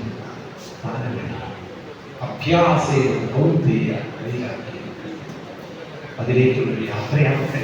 അതിന് വേണ്ടിയിട്ടാവട്ടെ നമ്മളോട് ഒത്തുചേർന്നത് ഒരു പ്രതിജ്ഞ ചെയ്തുകൊണ്ട് വേണം നിങ്ങൾ ജീവിതം ഒരു കൃത്യനിഷ്ഠയും, ജീവിതം ചില അനുഷ്ഠാനങ്ങളും അതേപോലെ ഉത്തരവാദിത്വങ്ങളും അറിവും കൊണ്ടിന് ധന്യമാണ്. ഇത് നമ്മൾ പഠിച്ചെടുത്തിരിക്കുമ്പോൾ ഈ ഭൂമിയെ, പ്രത്യേകിച്ച് ഭാരതത്തിൽ ജനിച്ചിട്ട് ഇത് നമ്മൾ പഠിച്ചെടുത്തിട്ടില്ലെങ്കിൽ ഉപനിഷത്തിൽ പറയുന്നത് ഒറ്റ വാക്കുണ്ട്, മഹതോ വിനഷ്ടി അഹോ കൃഷ്ണ. ജീവിതം ഒരു നഷ്ടമാണ്, ജീവിതം ഒരു നഷ്ടമാണ്. ജീവിതം ഇപ്പോൾ നമുക്ക് തോന്നും നഷ്ടമല്ല, കുറെ കഴിഞ്ഞ് പ്രായമായ ഓർമ്മയിൽ പോയി ആദ്യം അവശ്യമാകുമ്പോൾ അന്ന് നമുക്ക് മനസ്സിലാക്കണം ജീവിതം ഒരു നഷ്ടമാണ്. ഒന്നെനിക്ക് നിങ്ങളോട് പറയാനുണ്ട്, മരിക്കുന്നത് നമുക്ക് തീരുമാനിക്കാം. തളർന്നുകൊണ്ട് മരിക്കണോ, തളരാതെ മരിക്കണം. മനസ്സിനെ നിരന്തരം ഉയർത്തുന്നവരെ തളർന്നുകൊണ്ട് മരിക്കാറില്ല. അവർ മരിക്കുന്നത് വരെ അവർക്ക് ഓർമ്മശക്തി നൽകും. മരണം എന്ന് പറയുന്നത് ഗീതയിലൊക്കെ കൃഷ്ണൻ പറയുന്നത് പോലെ പ്രാണം മൂർധമാതായ, മൂർധനി പ്രാണമാതായ, തലച്ചോറ് അല്ലെങ്കിൽ തന്റെ മൂർധാവിലേക്ക് പ്രാണനെ കൊണ്ടുവന്ന് ഓ എന്നനുസ്മരിച്ചുകൊണ്ട് ശരീരത്തെ ഉപേക്ഷിക്കാൻ സാധിക്കുമെന്നൊക്കെ കർഷകനെ. അല്ലാതെ വെന്റിലേറ്ററിൽ കടന്നു സർവത്ര ദ്വാരങ്ങളിലും ചൂടുകൊണ്ട് ബോധമില്ലാതെ അവസാനം ഡോക്ടർ പറയുകയാണ്, പറയാം, അവശരായി, വിവശരായി, പരവശരായി, തളർന്ന് തകർന്ന് മരിച്ചു പോകുക. അത് നമ്മൾ ഇന്ന് അങ്ങനെ സംഭവിക്കുന്ന കാരണം നിങ്ങൾ അറിയില്ല, ദുർബലമായ ഒരു മനസ്സിൽ അതിനൊരു മാറ്റമുണ്ടാകട്ടെ. ദിനം പ്രതി മനസ്സ് പരിവർത്തനമാണ്.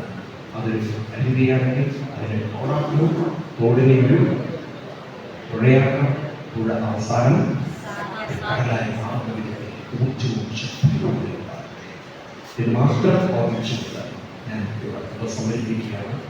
വളരെ സന്തോഷമാണ് നിങ്ങളുടെ ഘട്ടത്തിൽ ഇതൊരു മാറ്റത്തിൻ്റെ ഒരു ഞാൻ പറഞ്ഞ ദിവസമായി തീരട്ടെ. ഒട്ടൻ വൈദ്യരികളെ സ്മരിക്കുമ്പോൾ അത് നമ്മളെ കൂടി കാലം സ്മരിക്കാൻ വേണ്ടിയുള്ള ഒരു ഓർമ്മപ്പെടുത്തലാണ്. ഒട്ടൻ വൈദ്യർ എന്തുകൊണ്ട് 12ാമത്തെ വർഷവും അനുസ്മരിക്കുന്നു എന്നത് നമ്മൾ ചിന്തിക്കുക. നമ്മൾ അനുസ്മരിക്കപ്പെടുമോ? പ്ലീസ് നമ്മളെ കുടുംബം ഇങ്ങനെ ഓർക്കൂ. അങ്ങനെ ഓർക്കണമെങ്കിൽ നാം ധീരരായി ജീവിച്ച് ധീരരായി കടന്നു പോകണം. അതിനുള്ള കരുത്ത് മനസ്സിലുണ്ടാവാൻ എൻ്റെ പറഞ്ഞു പോകുന്ന പരിശീലനം. ഇത് മാത്രം ഓർപ്പിച്ചുകൊണ്ട് ഞാൻ നിർത്തുകയാണ്. എല്ലാവർക്കും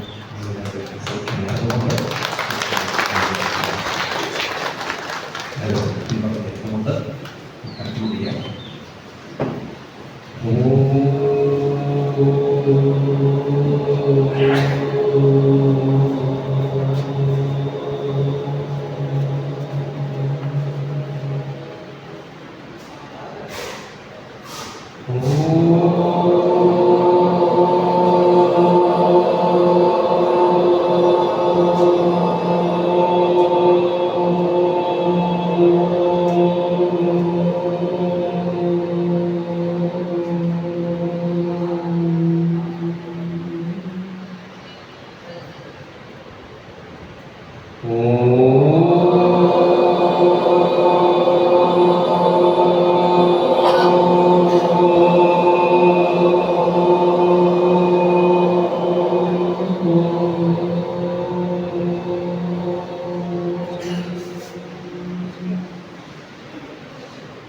പൂർണ്ണമദഃ പൂർണ്ണമിദം പൂർണ്ണാത് പൂർണ്ണമുദച്യതേ പൂർണ്ണസ്യ പൂർണ്ണമാദായ പൂർണ്ണമേവാവശിഷ്യതേ.